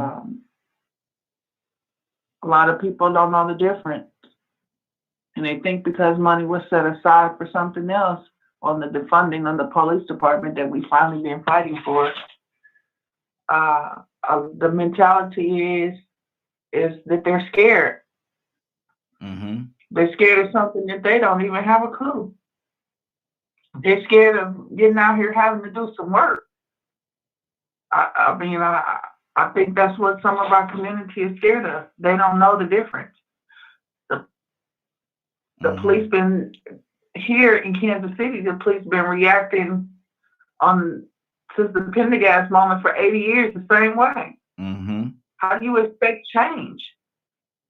If you've been doing the same thing, and I just posted that we were St. Louis number 1 and we're number 8 Mm-hmm.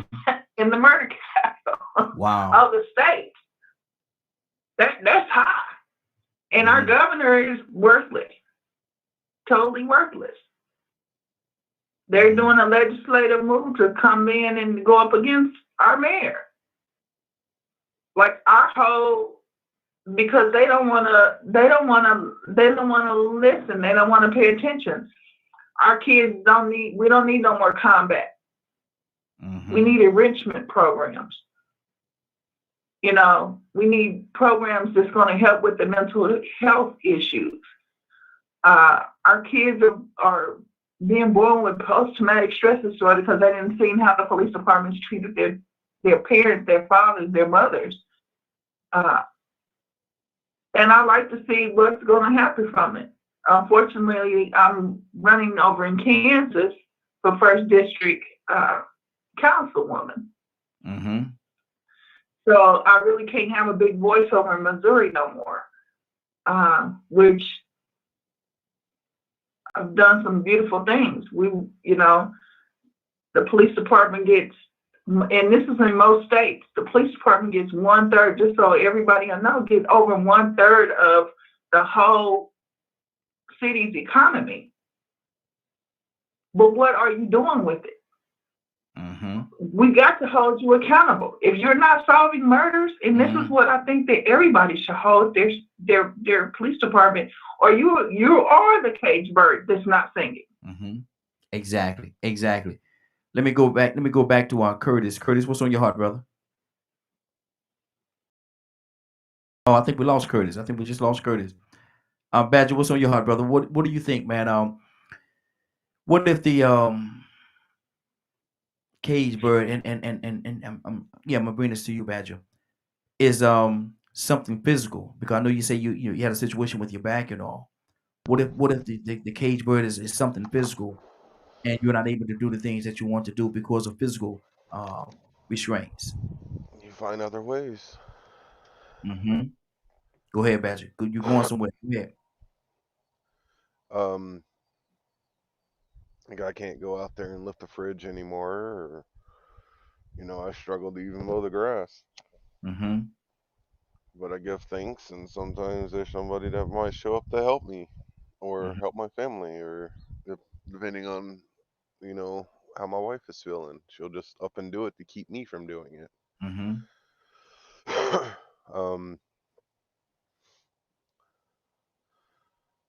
It's realizing what you are capable of and what you're not capable of. Mm-hmm. One of my strongest attributes, I grew up thinking was a curse. So all I ever used was my physical strength, and to me, Creator stepped in and went, "Well, I'm going to take some of that strength away, so that way you have to use your other Mm-hmm. gift." Mm-hmm. And now I'm not able to do the physical stuff I was used to doing, and it's took me about 8 years to finally realize, oh, you want me to use my brain? Got it. Mm-hmm. Yeah. So, and that's just another example of looking at the current situation and how to make the best out of it Mm-hmm. for a better future. Yeah. So to me, like living in the moment plays a huge factor of how your environment changes with you. Mm-hmm. The more positive you are, the more positive the environment comes. The more hateful you are, the more hateful the environment becomes. So you create your own energy. Well, I wouldn't say your own. It is individual, but the individual can change and alter those that are around them.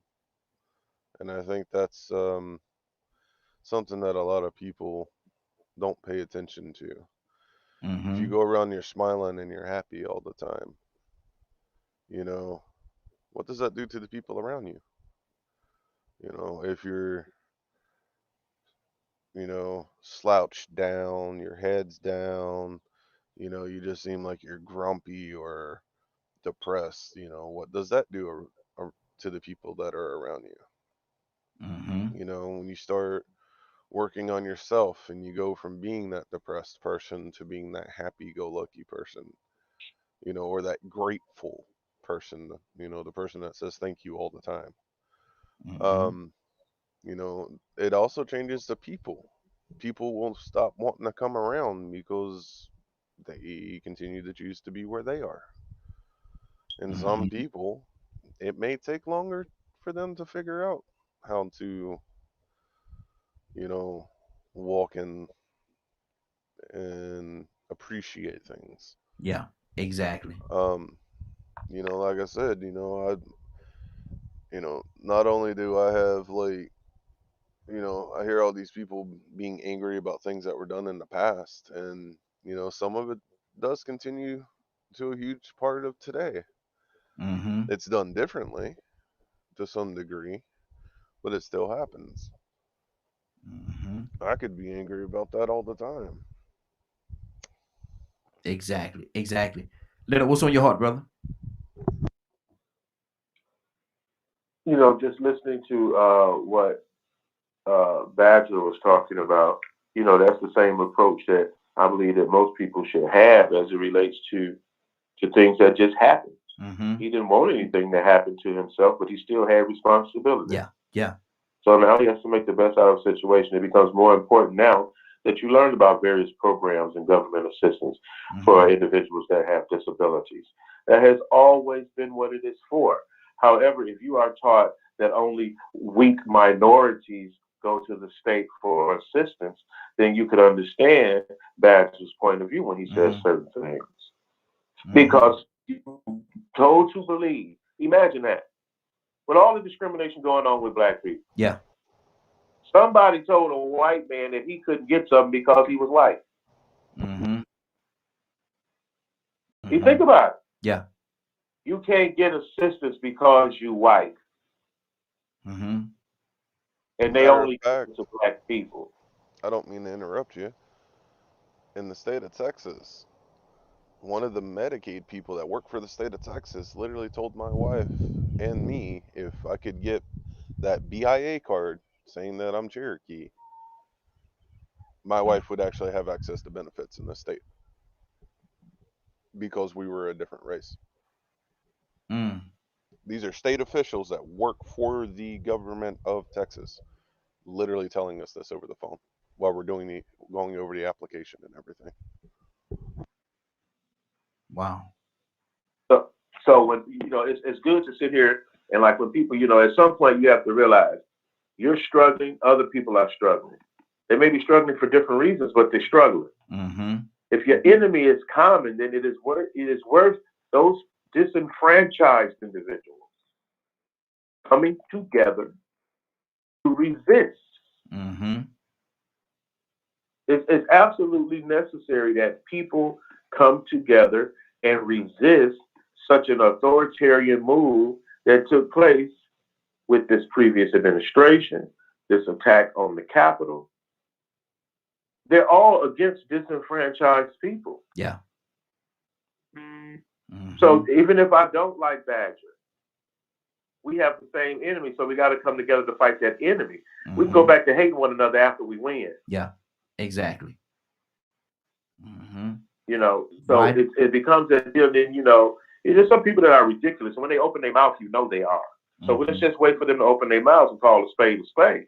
Mm-hmm. Mm-hmm. You ain't got to make nothing up. You don't have to make now. I guarantee you do not have to make nothing up. Mm-hmm. The police sit there and kill Ronald Green and try to lie about it. It ain't that they were right in doing anything. There's just as much support for doing the wrong thing than it is for doing the right thing out here. Mm-hmm. So if you sit back wishing somebody else do what's right, shame on you. Shame on you. You'll be the very one wondering why the cage bird sings. Ain't nobody told us that. It ain't nobody's job to tell you nothing. Mm-hmm. It's your responsibility to go find out. Mm. Wow. That's good. Nobody got to come and tell you nothing. And you remain ignorant as long as you wait. Mm-hmm. Mm-hmm. That's good. That's good. Goddess, what's on your heart, sis? Respect to what we're talking about. I totally agree with him. I mean, you will come up and find out people that those who speak up against, and there's more people. It's a lot of people that's out here that's wrong. Mm-hmm. Because they. Goddess? I wish we didn't lose. Oh, I'm sorry. There you go. There we go. Okay, I'm sorry. Mm-hmm. I said, there's a lot of people out here that are wrongdoers, and they don't look at the disenfranchisement of people. Mm-hmm. They have no clue. They can. Some of them can't even. You know what? I'm done with thinking that they can't even comprehend. I just don't think they want to. Yeah. It is what it is. Mm-hmm. Mm-hmm. I love my struggle. I think to that. You know how some people love to struggle? Yeah. You know how some people love their struggle, Goddess? Mm-hmm. Yeah. Because if some people actually got off the street and changed their lives, they wouldn't have much to talk about. Yeah. They wouldn't be able to talk about those things that they're comfortable with. Mm-hmm. You see, it takes the strength of people like Goddess. Goddess ain't got time to be sitting, you know what? I got to go do it. I got to go run for office. Because I can see what's going on. Ain't nothing going to change. You need people in those positions that are about change. Mm-hmm. When we elect younger, progressive people, that's what change looks like. Mm-hmm. You can't keep electing these old dogs expecting them to do new tricks. Mm-hmm. Come on. Because they're not going to do it. Mm-hmm. A new city deserves a better than an old mayor. Do you understand me? Mm-hmm. An old mayor ain't worth a damn in a progressive city. Mm-hmm. Because he's going to do what he's been doing. Same old practice. He's going to run that same game on you He's been running on other cities and in other positions he's been in. Mm-hmm. The moment you try to do something that's going to change something, hold on. Maybe we need to slow down. Maybe that wouldn't be the Clyburn, for instance. You hold on. You going against the Made a program. legacy. You going against the program Made a now. legacy. Mm-hmm. Made a legacy of fighting against disenfranchisement. Mm-hmm. But can't see the error in his ways when it comes to the people demanding qualified immunity be addressed. Mm-hmm. 678. See, you can go along. So you've been shoving it all your life. Mm-hmm. There's certain people ain't been around here for 25 years and they sick of the crap already. Yeah. 678-381-1973. 678-381-1973. We're talking about today, why do the cage birds sing? Why do the cage birds sing? Now, Badger, what if that cage bird, what if that cage is the let's lack of a better term, is your government? And they're doing the very thing that Leonard is talking about right now. You know, that's funny because that's actually kind of what I was about to comment on. Mm-hmm. You know, I like the idea of getting younger people that are just fed up with what's going on right now. Mm-hmm. But at the same time, I would rather have older people in there that are actually for the people because they have the wisdom and knowledge and they've lived long enough. I'd like to have some veterans up there. You know, and I'm not talking about like typical veterans. Well, that don't sound right either. I don't know how to word that. Mm-hmm. Veterans like Leonard, who ain't going to take no crap and is going to be looking out for the whole. Mm-hmm. Does that make sense? Yes. Which almost, well, what do you say, Leonard? Probably like 98% of the veterans that are living either on the streets or in the general public are probably like that. Right. Many veterans are in such a state that they cannot negotiate for their benefits. They cannot fill out paperwork. They don't have addresses. They don't have so many things, and some of them live in a world of mental disorder. And let's stay right there. Let's stay right there for a second.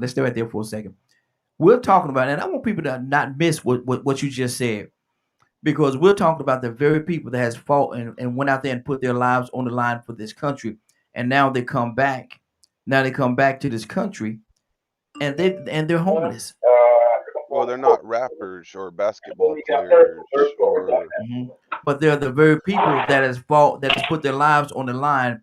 And I understand what you're saying, but they're the very people that have went out there and sacrificed everything, put their lives on the line for this country, and they come back to this country and they don't even have a place to live. Leonard, that don't make sense to me. Or they're mentally messed up. Well, first of all, you got your mute your line, Curtis. Curtis, mute your line, Curtis. Go ahead, Leonard. Most people were under the concept of this propaganda, and this is how they wind up in a lot of situations. Mm-hmm. It is a fact. You weren't fighting for your freedoms when you went to do what you were doing. Mm-hmm. That had nothing to do with American freedom. It was American freedom to destroy the efforts of others. Yeah. It was the American freedom to fight for the sides of their personal interests abroad. Mm-hmm. But a lot of these people, you got to think about it. What if you were drafted? Well, you were drafted. Mm-hmm. Yeah. Forced into combat. Didn't want to be there. Mm-hmm. Had to survive. You've killed several people. Now all of a sudden you're back on the streets of a crime-infested, dope-ridden community. What do you think is going to happen? You're going to become a victim, brother. How are you debriefing soldiers coming back from combat? Mm-hmm. Young soldiers right now who are dealing with so many things related to just simply the environment around them. But they don't been to Iraq 2 and 3 times. Mm-hmm. Wow. But how do you think they're going to adjust to society when they come back And now think about the people sitting around. So I didn't like going to the VA. You got brothers and stuff sitting around missing arms and legs, and they in line all day long just to get help. Wow. See, You know, and the that's point where veterans facilities, one of the most dilapidated facilities to treat veterans in the United States of America. For the people who sacrifice so much. and that's my point right there. They sacrifice so much, man, for the country. And I do understand that some of them were drafted and stuff. But what about the ones and your heart go out to all of them, whether they were drafted or whether they signed on their own free will. But at the same time, you got to understand they fought for this country. Whether they were drafted or whatever, they still fought for this country. And to have them to come back and not have anything, that's testy. That's testy right there, well, brother. It's not if you went in knowing the system. I mean, this whole notion. That's my point, though, Leonard. The system. That's my point. Explain this better. But God help me to explain this better. Okay, got you. People do not operate in your best interest. Yeah, I understand. I'm with you. I'm with you. Why?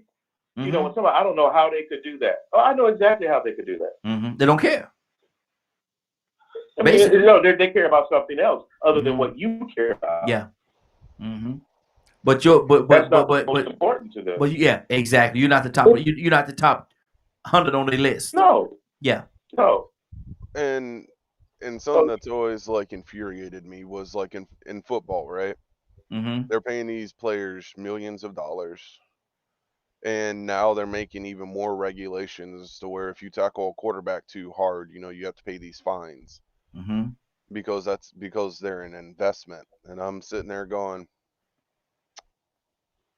y'all care more about those football players than you do the people that are willing to lay down their lives for our country? That makes no sense whatsoever.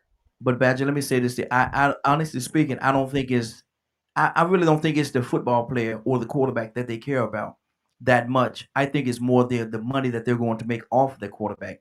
I think everything goes back to economics. And because of the fact if you were to hurt Tom Brady, you know how much money they're gonna lose. You hurt Tom Brady, man. Look here, you don't cost us millions and billions of dollars just because you hurt I'm not showing up every Sunday to watch veterans talk about anything. Yeah. I'm not buying jerseys with veterans numbers on them. Exactly. See, it's two different things. It's two economics. different things. Yeah. It's two, and that's the thing about it. They never should be mixed. One is a private entity, and one is a completely public entity. Okay. The military would not be considered really a public entity, really. No. But I bring up that reference. Something completely different than private interest that way. One is a game and one is life. Let's just break it all the way down. One is a game and one is life. And however way you want to put it, the military has never been for our community. Never, as day one since they made it, it's never been for our community. I remember our soldiers was coming up, still couldn't go drink at certain fountains. So much less housing or anything else from there. I work with plenty of veterans here today, and it's just a sad situation. But it's not just the veterans, and the veterans are a key factor, but it's our youth. Our youth right now is suffering from post-traumatic stress disorder from seeing all the shootings and killings just out in the United States, period. I don't even watch TV no more because I don't want to see it. I don't even. I'll like the news. It'll never hit my TV anymore because that's all you see. That's trauma that you're taking in on a daily basis that you don't know that's affecting you. Our kids are traumatically. Our kids are going through. What'd you say? I thought you were finished. My fault. Go ahead, Goddess. Our kids are dealing with post-traumatic stress from seeing their fathers and, you know, their brothers, even when they come home from the military.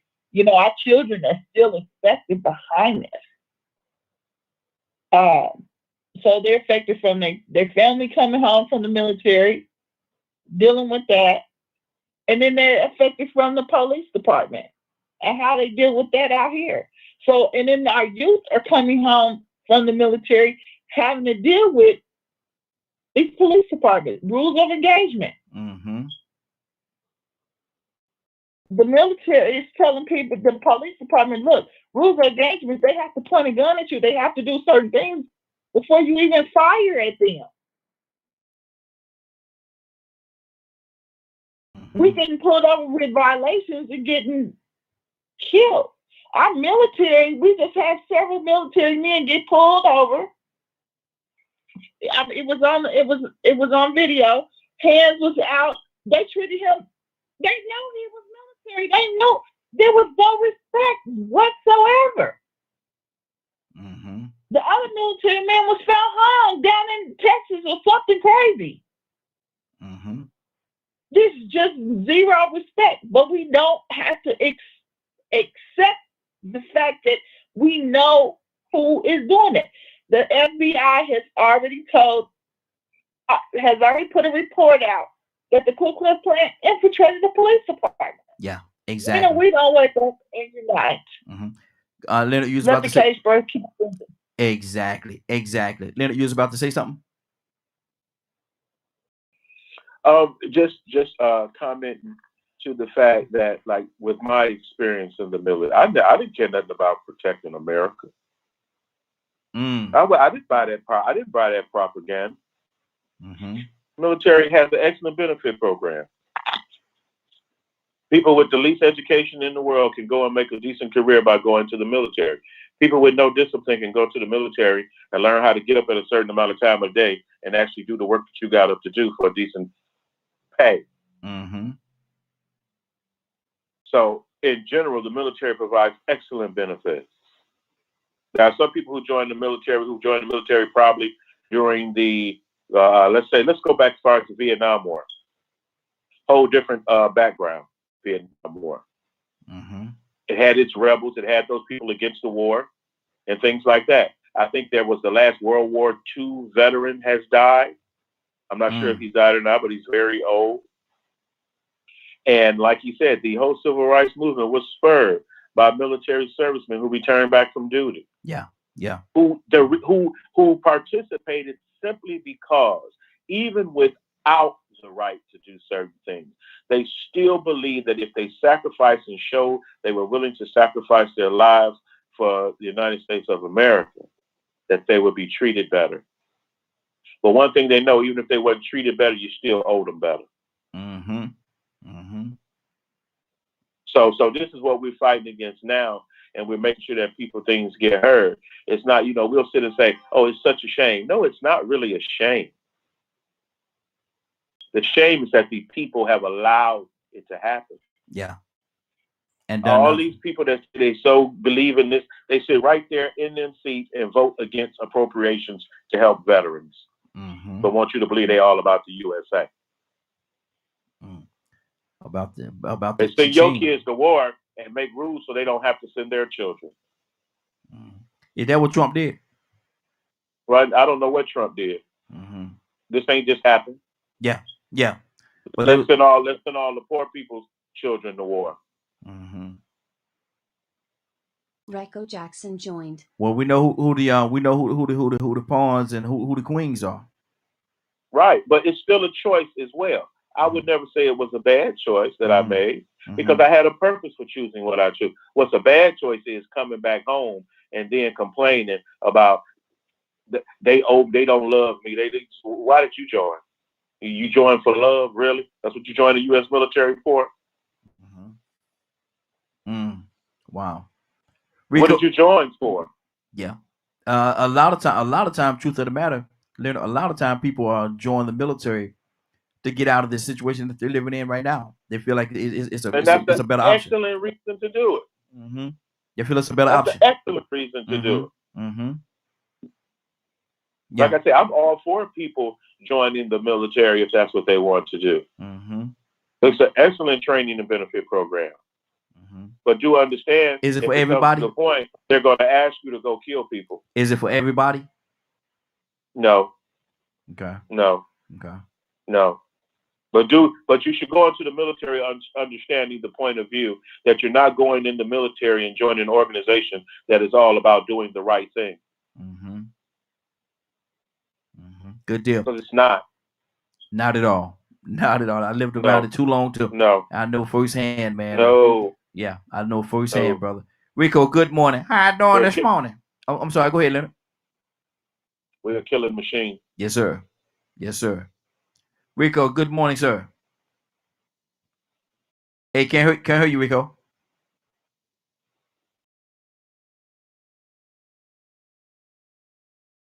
We've been having issues with we've been having okay. We've been having issues. I read your lips. I think you said you want to go out and come back in. Is that what you said?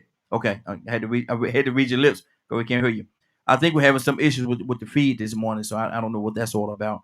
But Badger, a lot of times people go into the military because of the fact that the living situation that they're in right now, it's just not it's not adding up, and so they feel as though they could go to the military, serve the time in the military, and at least have a place to stay, Reco food Jackson food to joined. eat, and all kind of everything that will be provided for them, and that are provided to them by the military.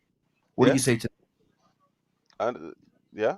Shoot, I even know some people that sold drugs and things like that, or robbed the place. Mm-hmm. One of the times I took a prison tour, one of the inmates there Mm-hmm. said that if he every time he gets out, he finds a way to come back in because Mm-hmm. it's free food and a roof over their head. Yeah. Yeah. So I do think people do things for that purpose. Mm-hmm. It's sad. Yes, I was just about to say. Absolutely. Absolutely. Go ahead, Batch. I was making sure the kiddos are good. Oh, okay. Okay. Let me go to Rico. I'll come back to you. Rico, can I hear you, brother? I don't know, can you? Yes, sir. Yes, sir. Why do the cage birds sing? Why do the cage birds sing? Because somebody finally need to tell the truth. Mm-hmm. That's probably why they're singing like that. It's been in the cage, and somebody needs to let it be known what's going on behind that cage. Mm-hmm. And behind that cage might be the walls of the United States that Trump wanted to build. But it might just be actually the cage in prison. What's going on behind those bars? Mm-hmm. You would be surprised what goes on behind closed doors in so many organizations, whether it's a nonprofit, whether it's a church, well, even if it's a racist organization, you would Mm-hmm. be surprised what goes on behind closed doors. And I just heard y'all were talking about the military. MK Ultra, that was backed by the military and the CIA, but nobody knows about MK Naomi. Mm. See, everybody knows about MK Ultra. That's a popular thing to do. Once it got found out, it trended. But see, when you start really doing research and reading, you find out about a whole nother sub plan, Mm-hmm. agenda that fell up under MK Ultra that was even worse, and it targeted a certain race of people. I'm reading this book now, Medical Apartheid. It talks about issues as recently as the year 2000, where you had doctors, Americans that were in the military, American scientists that were going to South Africa during apartheid, coming up with ways to teach them how to make anthrax, Mm-hmm. teaching them how to make genetic and biological weapons to target us. This was in the year 2000. Other human beings using their power and prestige to go back and forth and taking pictures of safaris with lion heads. You've been hunting lions. You just over here living the finest life in South Africa. You going and got a room at the Surgeon General's house, and y'all devising biological weapons to kill black people. And the army knows about it. The Army and the CIA introduced you to these people. Can you even believe that somebody would take an organization such as the Army or the CIA, train somebody like this, give somebody like this access, and then don't do nothing about it? But guess what? After he was found out and he was finally being about to be brought to trial, he killed himself. Went to California and found a cache, a stockpile of biological weapons buried that he had planned on. Some people had planned on, different groups of people in the United States have planned to do it in the water system. Different people in the United States that sold drugs found out their clientele was black and decided to try to do it. The anthrax system after situation after 9/11 in Brentwood. Little do people know that was racially targeted. And I ain't talking about the people that sent the anthrax spool. I'm talking about the people that were trying to prevent death. They put the people in Brentwood in danger because it was a majority black facility. But as soon as everybody else started getting sent letters, or before then, they had a different protocol. So it's his story. Rico, you said something about the water system, and I know this is different, but Flint, Michigan. I know this, it's a little different, but at the same time, I don't think they did the things that I'm not gonna say they put anything in the watering system, but I don't think they did enough to take what was bad out of the water system, and it affected a lot of people in a very terrible way. They did. I did it. Even in my hometown, like I said, we known for the attack on the Freedom Riders bus. That ain't nothing that you want to be known for. It's an L. But we also at one point in time had the largest environmental lawsuit in the history of the world. And Johnny Cochran came here and got a piece of it. Monsanto contaminating us with PCB, environmental biological weaponry. And so on. And it was hidden. That they suppressed it. They knew way back in the 50s that they were emitting this pollution, and that it was going to kill the surrounding. I ain't going to say kill, infect the surrounding area with chemicals that we wouldn't be able to get rid of for generations. For hundreds of years, they'll never got rid of it. And the what would you call the collateral damage was the few white people that lived on the fringe areas of this black community.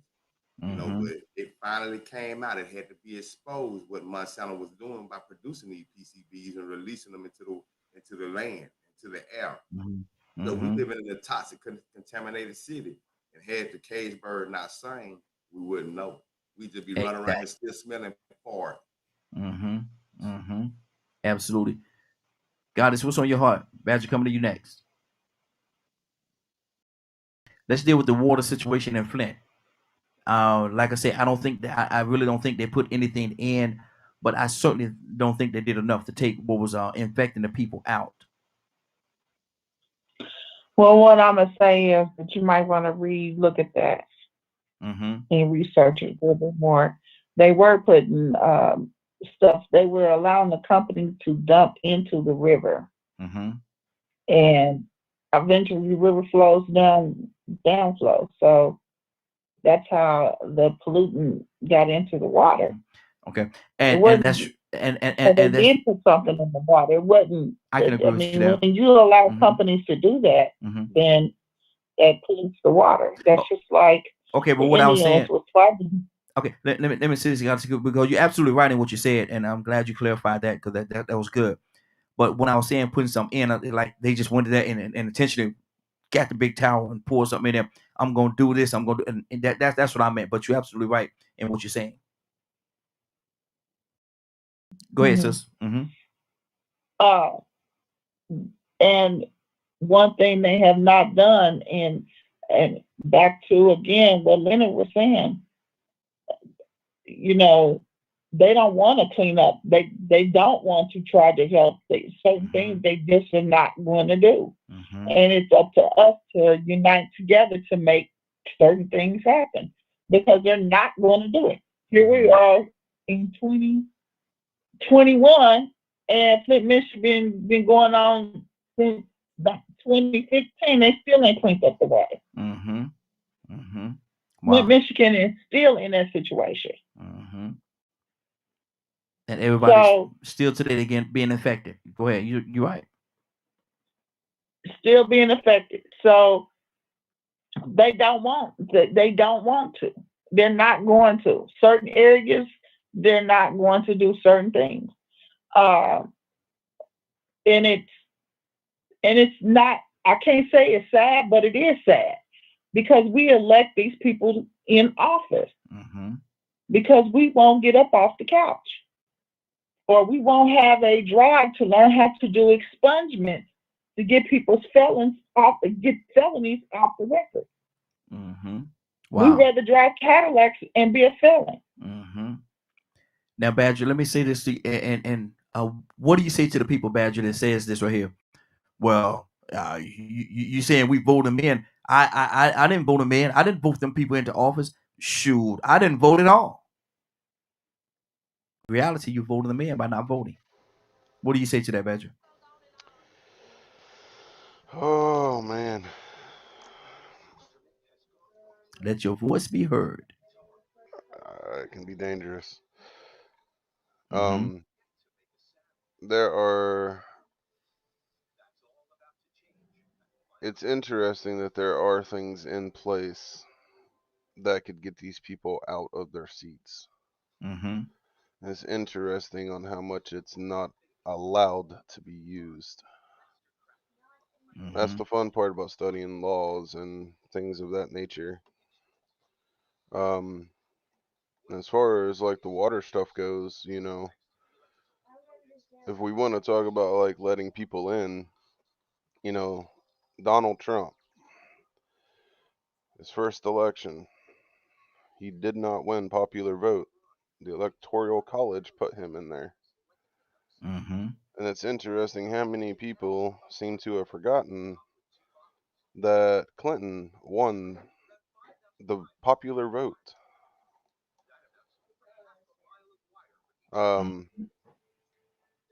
But yet, people are saying, we put, well, y'all put them people in there.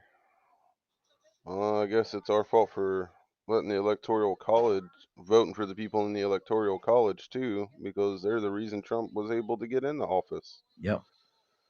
So where do we start? All these people, all from all over the world, not just America, from all over the world, were trying to fight for this oil pipeline not to be built on this, on the Sioux Nation's, Lakota. Is it Lakota? I'd have to look up which nation. I apologize for anyone listening, for me not speaking properly. I think that pipeline. Look what Mm-hmm. happened there. All them people gathered because they were worried about the water and wanting to protect the water and stuff. And now there's been oil leaking into the rivers, killing the indigenous fish that live in those rivers. And not only is that not really publicized, but what was done. Mm-hmm.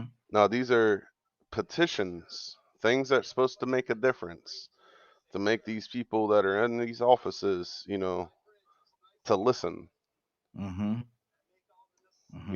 Yeah. And people want to blame Trump for it and things like that. And I'm like, well, it sounds like they were more worried about the money loss than they was anything else. Mm-hmm. More Leonard, people. go ahead, Badger. I've had a conversation with quite a few people on that topic, and there's people that have money in the gas industry that are like, we're fine with the oil not going down. That would increase our prices. Mm. The greed factor comes in again. Mm-hmm. People are concerned about all this oil and gas and stuff, but they seem to forget that we have technology to do solar power and wind power and all kinds of amazing things. But people are worried about oil, which has been known for how long to damage and kill animals and environment and all kinds of stuff. I had to say many moons, many moons. Leonard, what's on your heart, brother? Just listening because this is the basis and the grounds and things like that spur activism. Mm-hmm. and people getting involved where they are at. Mm-hmm. You can do it locally. You can do it on any level. There ain't no cages this is related to. Yeah. There's more than enough help needed. Even with New Order, our motto is not I, but we. Yes. Because we understand it takes everybody. We will network with anybody doing a good thing, regardless of how small or how large it may be. If it's a good, positive thing in the community, that is what we will do, because we believe in a new order of doing things. Come on. Now, you can't sit around and hope other people do the right thing. You have to do it. Especially when they prove you over history that they won't. You know how shocking it is. You know why people get arrested sitting down in senators' offices? Because senators scared to come out, won't come out and talk to people about situations. Mm-hmm. That's what you see on TV. Mm-hmm. But what you don't see is you don't see the organizing and activism behind those types of things. You know, they used to be, you know, which is the reason why your children still need to be taught these things in school, so they know what a sit-in is about. Mm-hmm. You know, the young people brought in the die-in. The die-in is very effective. You know, if you're not familiar with that, that is where it's like a flash mob, where people will go to a particular place and lay around on the ground completely silent with signs on their bodies as if they were dead. Mm. Because that's what you're doing. You're trying to kill us. Yeah. But you understand we'll die for this fight. And we won't be satisfied until we're dead. Mm-hmm. Because that's how some people need to understand how serious it is. What happened in Flint, Michigan didn't happen overnight. What happened is failure of the people to challenge all those. The first thing that came around was getting rid of affirmative action. You should have known which way your city, your state was going to go when you got rid of affirmative action. Mm-hmm. That means there were enough people so dedicated against this particular law that was a hallmark in civil rights legislation, as far as one of those tools to get people in workplaces and things of that nature. Now, all of a sudden, you lose affirmative action. Then again, you forget and fail to understand that it was a Republicans' initiative to create this notion of a city manager. City managers were created to undermine the power of the mayors of predominantly African-American cities. Strategic. So a city manager came into Flint, appointed by whom? The GOP with another interest. Mm-hmm. And if it makes some of you feel better, he was black. Had signed to switch over the water rights and how water would be supplied to those people in Flint, Michigan. They had all the studies. They knew the water was contaminated. Environmental studies had done before that. This is not uncommon, but for some reason somebody saw it necessary to switch where the city of Flint was getting their water through the power of the city manager.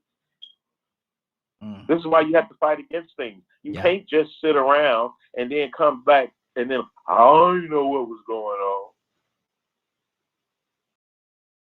How? You sit up and watch the news all day. Exactly. Why you don't know what's going on? Oh, you know. So you have to just be aware. You have to be aware. A football team got a whole book of plays just in case one don't work. Mm-hmm. But these people have been successful with using that same playbook to do the same thing over and over in city after city after city. Trust me, America pretends that it does not support apartheid, and it sends millions and billions of dollars overseas to do that very thing. Mm-hmm.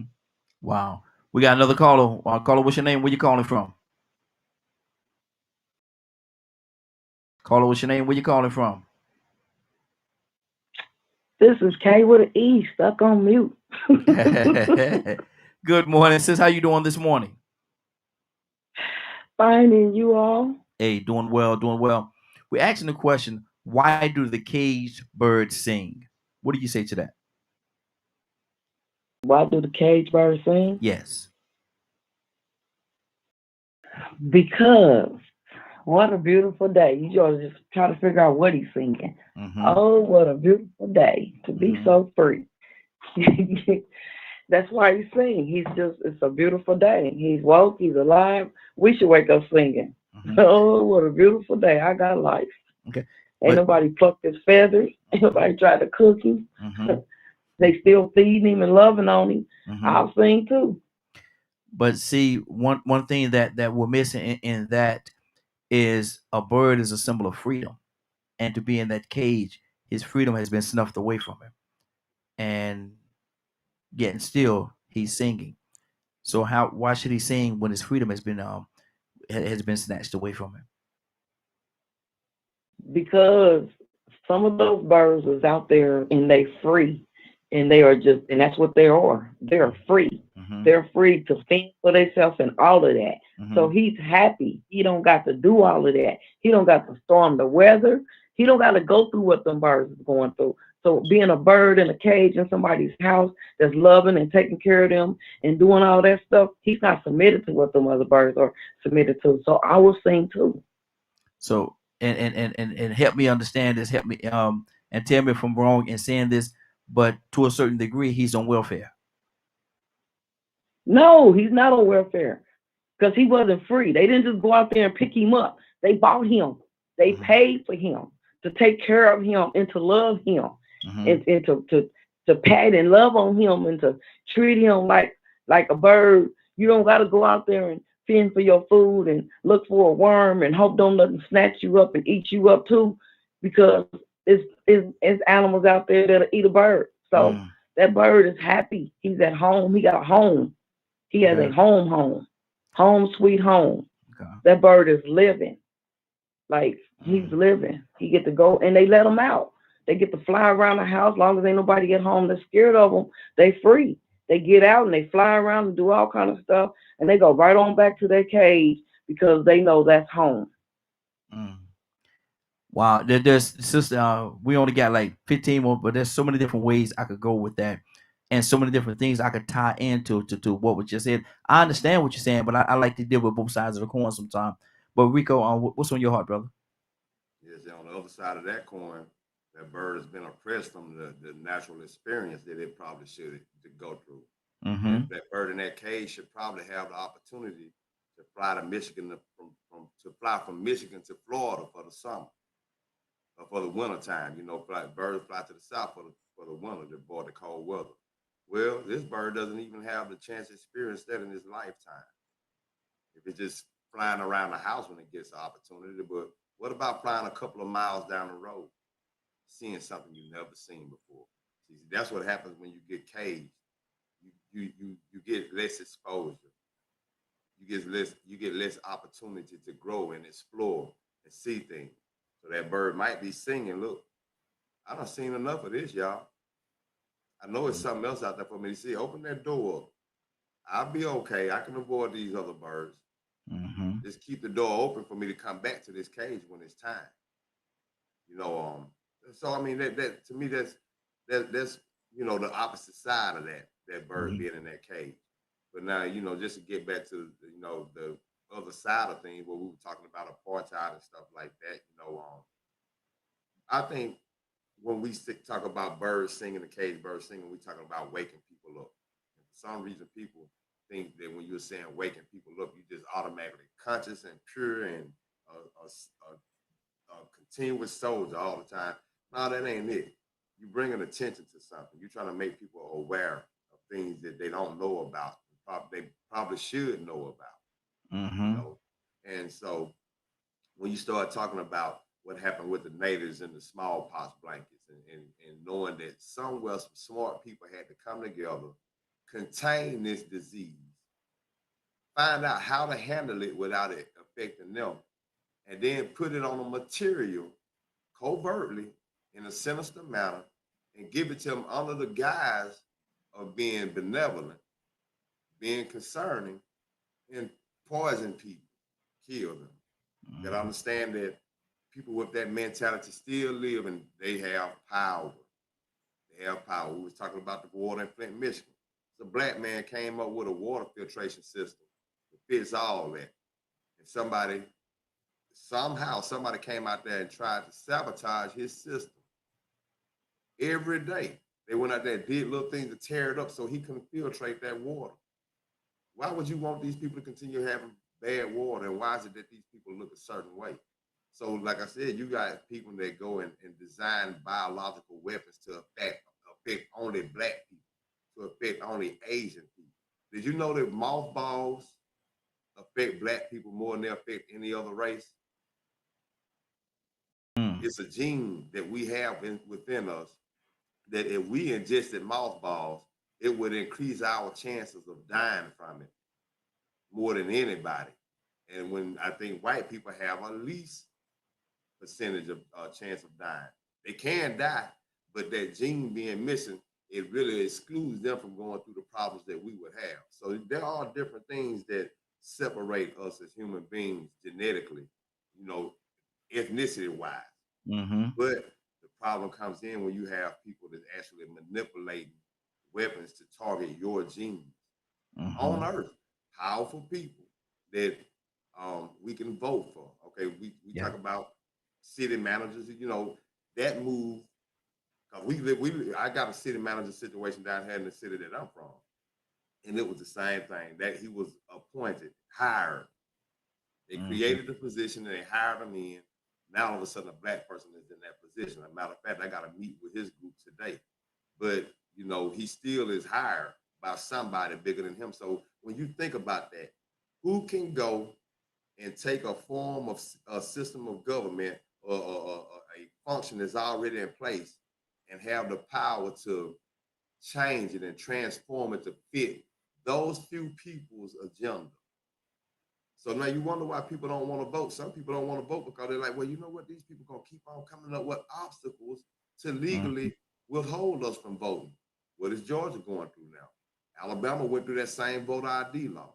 Some people get tired, but the caged bird has to sing to let them know that, look, you got to make the same small effort to counter that as you would to go down here to get this beer or to go see that stripper or to just go and shuck and jive with your homies on the corner. You got to make that same small effort to keep this fight up because the fight never ends. That's why the caged bird is singing, because he's letting you know it ain't over. Yeah. Exactly. I'm gonna post what Public Citizen said here. He said maybe he's saying because he knows the cage is an illusion. Maybe he is insane. Laugh out loud. Leonard, what do you say to that?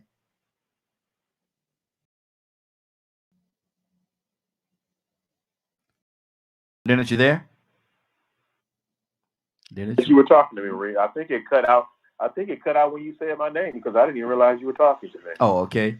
Public Enemy said that maybe he sings because he knows the cage is an illusion. Maybe he is insane. Laugh out loud. We're still talking about why did the cage bird sing. What do you say to that? This generation. Well, like I said, it could be once someone learns to speak bird, let me know. You understand what I'm saying? I told you we got the bird whispering. He could be screaming for help and telling other birds how nasty you are. He could be telling people that too. Yeah. So, you know, when we develop feelings for the bird, it actually puts us in positions of not being able to see everything else. I love what I believe what it was Goddess was talking about. That bird probably got a little better thing going than some of them other birds out there. You know what I'm saying? So, you know, some people would automatically believe that you're just so distressed. Yeah. The dog is probably one of the best treated animals in the world. You bring them all in your beds, you're kissing them in the mouth, you're doing they dogs. No, sir. They dogs. No, sir. I ain't doing all that. They got health insurance for dogs and won't give it to people. You understand what I'm saying? So come on, you know, you got dogs getting surgeries that people can't get. Yeah. But some people feel like that is completely justified. As a matter of fact, some people believe dogs are their children. Yeah. A lot of people believe that. Be dogs that you just love, your pet. Leonard, look here. If you go try to tell them that, boy, you might have to fight them. That's my baby. Oh, you definitely will, but then again, we live in that type of fantasy world, and that's why we have so many problems, because it's so easy to look the other way and to come up with your own fantasy of life and now you're doing you, and you have your own truths and all these things, and actual truth don't matter no more. Mm-hmm. Mm-hmm. Sleeping So in you the come up with all bed. these complicated ways of saying things, and then you sit around there and forget what you supposed to be doing. Mm-hmm. Sleeping in the bed and kissing them in the mouth and all this stuff. Nah, that's outside my league, there, brother. I'm still I'm just saying, I'm a still a lot of, rookie. but this is I look at things from everyone's point of view Mm-hmm. and how they may understand it or what have you, because it is actually different. Mm-hmm. It is actually unique to certain people. There are one of the biggest activist funds. I don't know if you call them activist funds, but in public private interest groups is the Sierra Club. Mm-hmm. They are huge conservationists. They believe in environmental concerns and putting the environment first, and all these different types of things that they financially support. They support candidates in office on federal levels as well as your local level. When you have mayors in position talking about sustainable energy Mm-hmm. and all these types of things, it's because of the people that support them. Mm. So, one moment to sit around here and feel sorry for the bird, but there's a lot of people outside wish they was inside your little cage you call a house. Mm-hmm. They wish they had food in the refrigerator. And they wish they had somewhere to go when it rains. Let's flip it for a second. Can that cage be that bird's source of freedom because he's protected against anything else? Trust me, there's a lot of people that got real nice birds. The cage is usually be open, and the cage is usually only closed when the person is gone. Usually, I used to take care of people's animals for them. One of my jobs was to come and this lady had these huge, extravagant cages with these awesome birds in them, and the birds were pretty cool. And part of my thing was to let some of the birds out in the house so they could fly around if they wanted to. But you know what? I had to have instructions on how to get the birds back in the cage. Mm-hmm. So some of the birds didn't go back in the cage, just go back in. Some of them you had to go get them and put them in the cage. Mm-hmm. Exactly. Some birds have their own room in a house. Hey, Leonard, public citizen talking to you. Can you see the screen? No, I can't because I'm on the phone. Okay. Right now, I'm not on the feed anymore. What's up? Oh, okay. Leonard, read that. Rico, read that for Leonard. What a public citizen said. I'm laughing because I do love my dogs. Not like that. But yeah, nature and the environment is important. We can walk and chew gum at the same time. Human rights and animal rights can coexist, Leonard. Exactly. I'm a big fan of animals. That's what I used to do. Mm-hmm. I still like animals. But I would never call an animal my child. No, you don't. No, you don't. That used to be my job. I mean, that's what I did in the military and things like that. I was a veterinary technician by trade. I ran pet sitting services and took care of people's animals when I got out of the military. I've worked on farms and things like that. And, people have different attachment to their animals. Some people love chickens, but guess what? They love eating them. Yeah, yeah. Hey, let me ask you a question, Leonard. And somebody asked me this the other day because, as a matter of fact, there's a guy across the street from my community, from my neighborhood, that has a fence around his house, and he got some chicken, but he got more roosters than he got chickens. And somebody asked, can you eat rooster? You can't eat rooster, can you? Yes, indeed, you can eat a rooster. Really? Well, I mean, people prefer hens. Okay. Yeah, I ain't think you could eat rooster. People prefer hens. Mm-hmm. But it just depends. Some people have chickens just for eggs. Yeah, yeah. So we're talking about we can't idolize the bird. Remember, the story belongs to a person. The story belongs to Maya Angelou. Mm-hmm. Yes. She can tell you exactly why she wrote it. Mm-hmm. From her point of view. But you can look at her story and then you start thinking about everything differently. That's art. That's that gift. Her point of view, she's won many awards for it. She's known for it. And you can have a completely different concept of the story. Exactly. Let me go to Rico, I'm gonna say this real quick, man. We got somebody with us that's they late for the day but early for tomorrow. Who you think it is, Rico? Watch this. It's gonna shock you now. Who you think it is? Bishop. No, sir. Donald Tucson. Good morning, sir. How you doing this morning? I said, look, let me call in about 8 minutes before the show go off and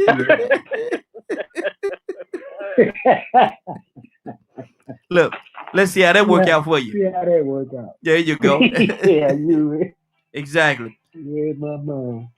But Yes, sir. what we're talking about is why do the caged birds sing? Donald, tell me, why do you think the caged bird sings? He won't out. Mm-hmm.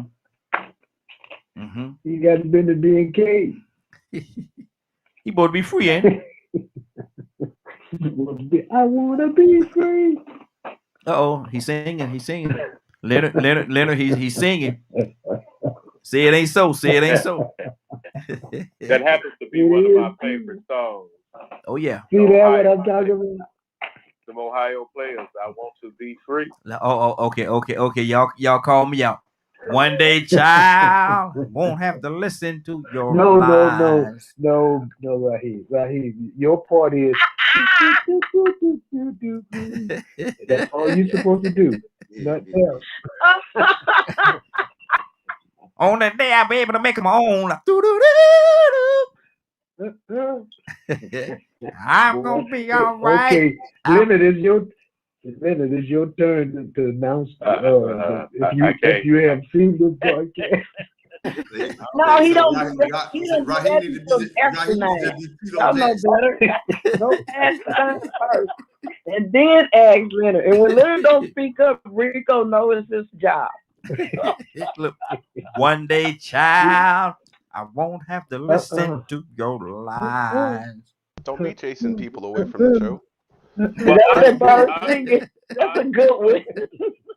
Honestly, if you want to know exactly why all this great entertainment is being brought to you right now, you didn't get a chance to hear this show in its entirety, you can log on to www.dkmmediagroup.com at 3 o'clock Eastern today.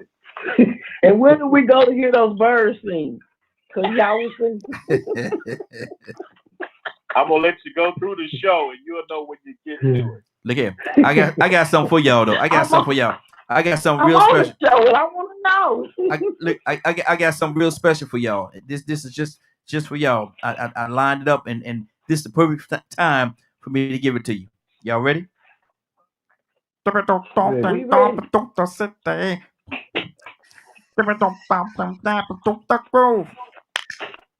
Don't do that to Al Jarreau. You sound like James Brown. Come on, Rico. That was it, wasn't it? Oh, Donald, don't do that to him. No, that wasn't it. That was not it. Leonard, it's okay. It's okay to show appreciation, brother. It's okay to show appreciation. That was good, Is right? that what that was? All these people in the cage and letting the cage bird sing is horrible. Hey, put a blanket on that cage to get this bird to shut up.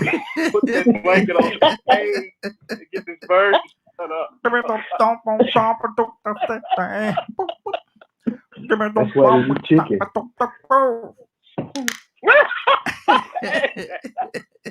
Tucson said it's a chicken. Yo, wow! Look at it's been a great podcast. A funky chicken. Hey, Goddess, where you at, Goddess? Goddess, where you at? You come on now, Goddess. Cock-a-doodle-doo. What Goddess? Goddess, come on now. You gonna let them just do me like that? Come on now. Come on, Goddess. Come on now. I know you got me. Good until you went to the Al Jarreau wannabe. I was good.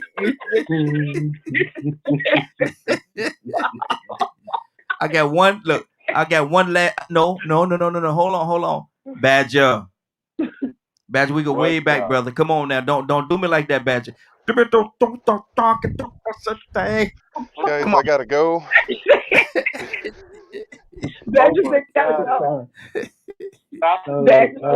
Al need his throat cut. Look at, I got one. I need my ears for the rest of the day. Don't do that to That's the medicine. They got medicine for that. They really do. Hold on. K with an E. K with an E. Now I know. You pray for you come on. You be on the prayer line. I know you got some love in your heart. You come on and you bring the word with you when you come on. I know you got some encouragement in your heart. Now K with an E. Come on, talk to me. That was good, right? They said God take care of babies and who? Oh Lord. Rico. Yo. That's my dog right there. Rico. Come on, Rico, man. feed the fish Rico. right now. Hey, we might be dogs, but I don't listen to dogs howl too much. That, you know what I'm saying? That didn't sound too good, man.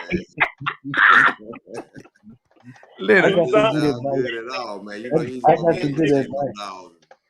I got some good advice. So you trying to imitate the good talk. Come on now. Oh. Huh? Then you trying to make it sound real fast. Somebody got some good advice for you. You trying to jazz it up. What you got, Donald? Raheem. Yes, sir. Silence is golden. Silence is golden. But there's a melody. There's a melody. He said, "Let it go." He think you better let it go. You know what? Like Tell you what, Donald, if you catch that chicken, I'm gonna get these onions and things ready. Hey, look here. Make sure you pluck him first.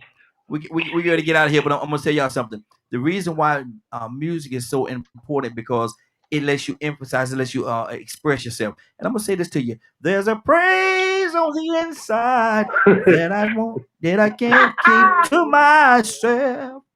A holler tearing up in the depths of my soul. God Almighty! Woo! Boy, look I'm at him. glad it's in the depths of your soul. Leave it there.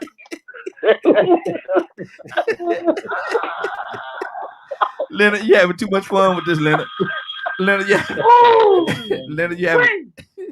There's a praise on the inside that I can't keep to myself. A hollow stirring up in the depths of my soul. Goddess, I know you love that. Come on, Goddess. Come on, Goddess.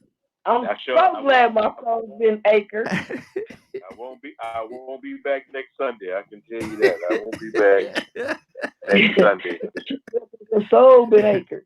Come on. Rico, give it up, brother. Give it up. Come on. Gonna do an Al Green real quick. You have not heard this show through its whole entirety. Lord. And I want y'all to do me one favor. I want y'all to go out and love somebody. Hug them. Like the only hug and love they get. And I love y'all, and there ain't nothing y'all can do about it. Y'all, she doing my whole clothes for me. Lord, see, I had a request. Okay, Rico, they trying to get me out of here, brother. I'll take care of you later on, man. I'll take care of you. Look here. I want to thank everybody for joining us. And Goddess, will you pray us out? Yes. Dear Heavenly Father, we are joined together and united together. We are praying for those that are inside a cage and they're singing out for help. Lord, please hear their cry. Don't just hear it. Please let someone come and react. Please, someone come assist. Jesus, we continue to do what we need to do, talk about it, and maybe to inspire someone to get out here and do what needs to be done to make a change, to hear that voice that needs to be heard. Heavenly Father, we unite again because you are the greater one, and we stay united. And we learn from what that cage bird is singing. And he's singing your joy and rejoicing through your power and your glory. Heavenly Father, thank you and thank you. We pray. Amen. Amen. No fraggle. No, no fraggle. Good deal. Good deal. It is now 10:05. We're about to get out of here, man. I want to thank everybody for joining us. And more than that, I want to thank you for allowing DKM Media Group and somebody just left out DKM Media Group and Associates and the Morning Glow for being a part of your morning. If y'all get an opportunity, man, I want y'all to listen to this rebroadcast and share it and share it and share it. And please share it again. Please share it again. Somebody said, I'm trying to put this on the screen. Public Citizen LTD said, beautiful prayer. Amen. He said, beautiful prayer. Amen. Good deal. Good deal. Now it is 10:06. You're about to exit the Morning Glow. But before you go, I want you to do me two favors, if you will. One, I want you to continue to pray for us because we're certainly praying for each and every one of you. Number two, why this is real simple. I want you to go out there, find somebody, and give them a hug because you never know. It could be the only hug that they get, or it could very well be their last. Love you, and ain't nothing you could do about it. Have a great day and a better tomorrow. Now we shine some of this light on you from the Morning Glow. Take it out there into this wicked and cruel world that we live in, and let your light so shine. And now if you get an opportunity to give somebody some love, you just might get some love in return. Won't that be a beautiful thing? Love you, and take care of one another. Have a great day.